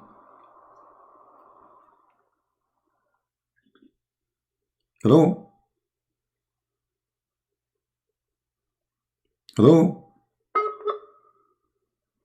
Okay, he is using the internet of the neighbors.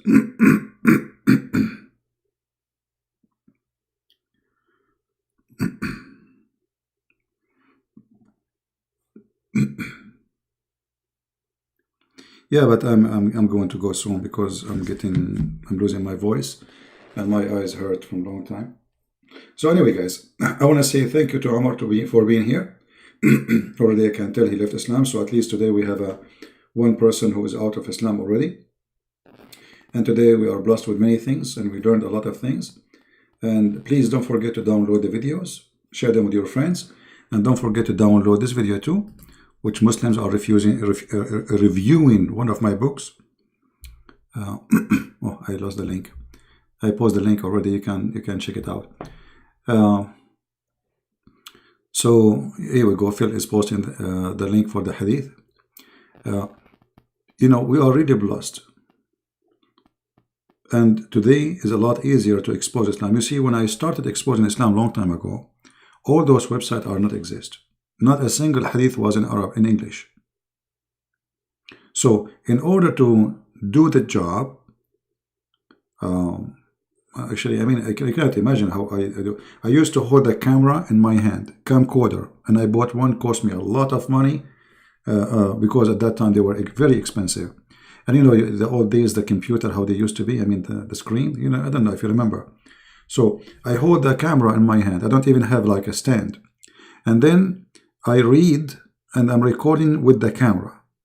And then after that, I need to download the video from the camcorder to the computer. And the computers are very slow. You can't imagine. And then after that, you have to do editing and convert the file. And after that, it's going to take many hours to load the videos in YouTube. This is how it was hard to make a video, even 10 minutes for me. Actually, the Iranian TV, they made a program about the most active channel, like the Islamophobia, anti-Islam. And the Iranian government, they choose my video from all the internet as an example. So with this little tiny equipment, I was able to reach all the way to the government of Iran. And every month I receive a ban of video from the government of Pakistan. Pakistan is very active. They send YouTube, we ban this video, we ban this video. It's a threat for security. I mean, imagine a country have nukes, are afraid from a Christian prince. They are watching Christian prince. Their people are dying in the street from hunger. People have no houses, there is no electricity, there is no health, and they are worried about my video. This is the concern of Pakistan. They think they can fight us, but when they fight us, they approve us to be right. So I want to say thank you guys for being here. Don't forget to download the videos. As you know, I don't keep videos in my channel for long. I keep them there for a little time until you guys download them. If you have an Instagram, don't forget to subscribe. If you have Minds, this is my Minds account. And this is a Patreon for those who care. And this is additional account in YouTube, which we speak about different topics. It's called the Quality of Life M27. So subscribe there too, because there we don't speak about Islam. We speak about things about us, you know, as a family, as a Christians, about healthy stuff to do, healthy, you know, let us say mentality, how to make choices. So this is different account which have nothing to do with any of the cult of Islam. It's like, let us say, it's like a coffee for us as a Christian, and for sure non-Christians are welcome to talk about things out of this garbage. It's like a break from the cult of Islam. All right. So thank you all for being here. Until I see you tomorrow, I hope, if I can. If I cannot, the day after. For sure, you know, you will see my post if I'm going live on air. But mostly I will be live on air. I mean, why not? Unless my internet is not good. My internet speed is not bad, by the way. It's really good. But usually the download speed is so fast. Extremely fast. But the upload speed, sometimes it goes down to 0. And when you do, and this is why most of people don't notice it, you know. When I told the people here, like, you know, I told them, this internet here is really bad.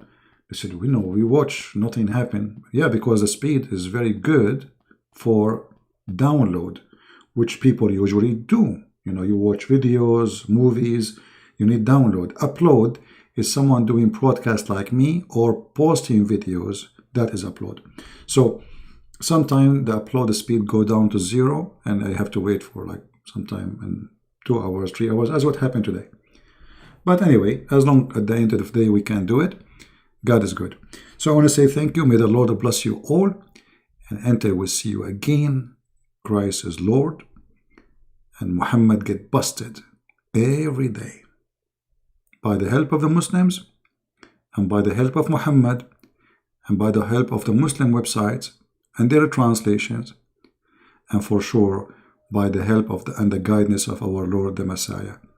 Glory to his name. His name is powerful. He is a miracle. No one like him, and nothing like him. He is the Alpha, he is the Omega. He is the beginning, he is the end. He is the Messiah. His name is amazing, yet his action is more amazing. His name is beautiful, but his teaching is even more beautiful. He is God, yet he is so humble to wash our feet. He is a master, but yet he is a servant. He is powerful, but yet he is so merciful. He is holy, but yet he loved the sinners. That is my Lord, my friend. That is my Lord. And if the Lord is with me, who could be against me? This is a Christian Prince while with you, and I will see you again. Christ is Lord. Amen to that. Take care.